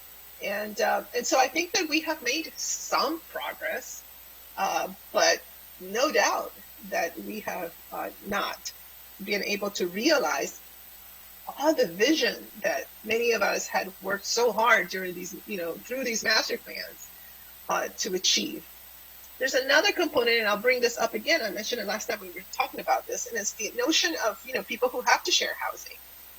And so I think that when we start to talk about the issue of generating, residential units and also walkable communities and transit-oriented development and things like that, we need to remember that there are many people, a lot of people of color, a lot of immigrants, who have no choice right now but to share housing, who would want the county to think about all of this framework in a much more bold and progressive way in terms of sparking more economic activity. I often say, immigrants came to this country really looking for those opportunities, wanting growth, wanting redevelopment, wanting jobs to come here, et cetera, so they can partake in this as well. And so I feel like this will be an interesting opportunity to learn from what has happened before, take into consideration what are the current market forces.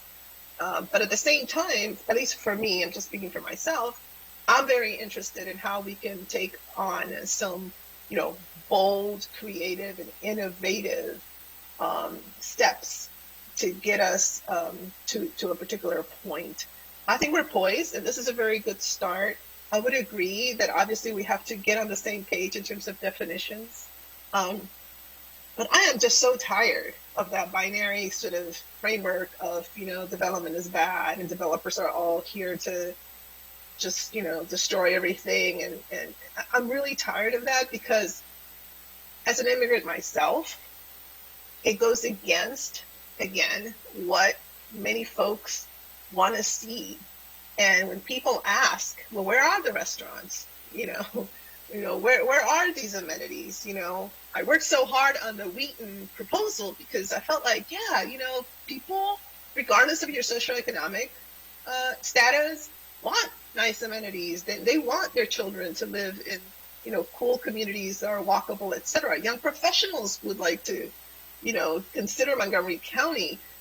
People who are downsizing may want to also consider staying in the county and having opportunities and options to downsize. There's just so much that I hope we don't get bogged down in that binary conversation and that age-old, developers are bad and growth is bad or whatever. So, I know today was a briefing, but I'm really interested in getting into that, into formulating a vision for the county that is a 2020, 2021 type of vision and not based on the past. So just wanted to make that point. Amen. Thank you. Andrew, I believe you requested to speak. Yeah, Chair Navarro said it well, so I will be very brief because I think she hit on a lot of points that I was going to make. But I'll just point out that these are serious decisions that we're making that have significant impacts, and some of the past decisions that were made, we're still feeling. The actions are reactions, and where there is investment and where there is development, as we just heard, those aren't by chance or by choice. They're by choices that were made by this body in previous iterations of it. And the question isn't about whether or not the county is going to grow; it's how, and where, and for whom. And that is the context of the decisions that we need to make and to think through. And there's something that I heard earlier that really disturbed me, and I just wanted to note it. There was a comment made speaking to this binary choice that Chair Navarro just talked about, but the idea of we don't want to push the cost of these additional students on existing residents. Mm-hmm.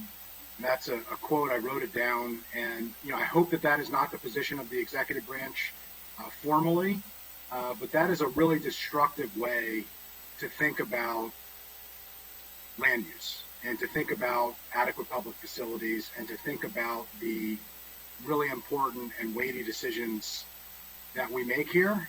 We can have disagreements on what type of growth we have, how, where to put it, what to charge for it, what kind of it that we want to incentivize. But the idea that it's a zero-sum game where the presence of new children are a burden on existing residents is really a horrible and destructive way to talk about it. And if we extrapolate that same type of language to conversations at the national level about immigration, which, this is our, housing policy is our version of immigration at the county level. It is a question of what we value, who we want to live here, where we want them to live, where we want them to have access to being able to live. And if we extrapolated the exact same type of language of this zero-sum game, I don't think any of us would allow ourselves to be associated with it. So I just wanted to point that out. There are some, significant conversations on major policy points that we're going to have to talk through and work through and figure out. I think it's serious work. There'll be some disagreements along the way. I totally appreciate and respect that. But I think the language that we use when we talk about these issues matters. I think the way that we talk about people matters, and when we talk about housing policy and when we talk about issues like the growth policy, subdivision staging policy, we're talking about people. And I just think we need to be careful with the type of language that we use and look forward to having a more robust conversation about these issues with serious numbers that hit on the issues that we're going to have to decide upon. Thanks. Thank you. Good. I think we're sort of winding up here. I really concur with the comments that Andrew's made and that Nancy's made. I think that we need to have a source of energy, that it's kind of coming into the county. We need investment. We need dynamism. We need companies that are willing to change what we see around us and build something better. And in so doing, create housing, build parks, help fund our schools, do all the things that are part of our development plans. But we have erected such barriers to that investment that we're not getting very much of it anymore. We get some, but our numbers are significantly below the historic average. And I think as a result, the county has been in somewhat of a decline. And we need to turn that around. We need to be a place that people look at and say, we're going to go invest there. We're going to make a change there. We're going to do something risky there.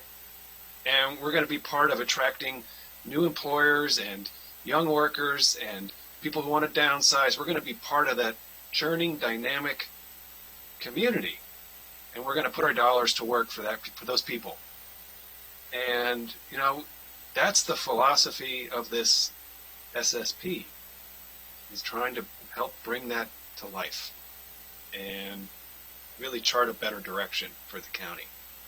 And, I'm sorry we're getting a lot of resistance from the executive branch. We've received a fiscal impact analysis that is, I think it's problematic. And we'll work our way through. It's okay. We'll work our way through at the council, and we'll come up with a better definition for first-time home buyers so we can understand how this works. But this idea of this trade of impact taxes, where we want development, trying to reduce some of that barrier for really a broader base tax, through the recordation tax, it's part of trying to shift where the students really come from. It's a much more stable revenue source than new development is anyway, and it raises a lot more money. I think we've already seen the proposal, even with these assumptions that undercount it, it raises a lot more money. So, I think that's kind of what we have to grapple with, is, are we prepared to make a shift? Because it's not an easy one. There are others who are not on this call right now who have concerns about it. However, I think we need to recognize this proposal from the board for what it is. It's an attempt to chart a different kind of approach, to change the fiscal strategy, and as a result, get more of the benefits that we're looking for, while at the same time raising more money.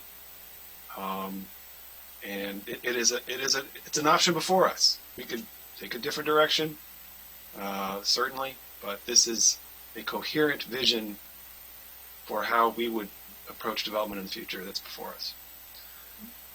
I don't think necessarily the recordation tax is, that's very cyclical as well. So just one note on that. Oh, yeah, it certainly has its cycles. However, it is a very broad-based revenue source, and I think it is much more stable than development. But anyway, okay. I think we are finished for the day. Is there anybody who wanted to say something? Okay. We will continue this. Thank you very much. Everyone, I'm hungry. You're hungry. Let's go eat. Okay. Take care. Take care, everybody.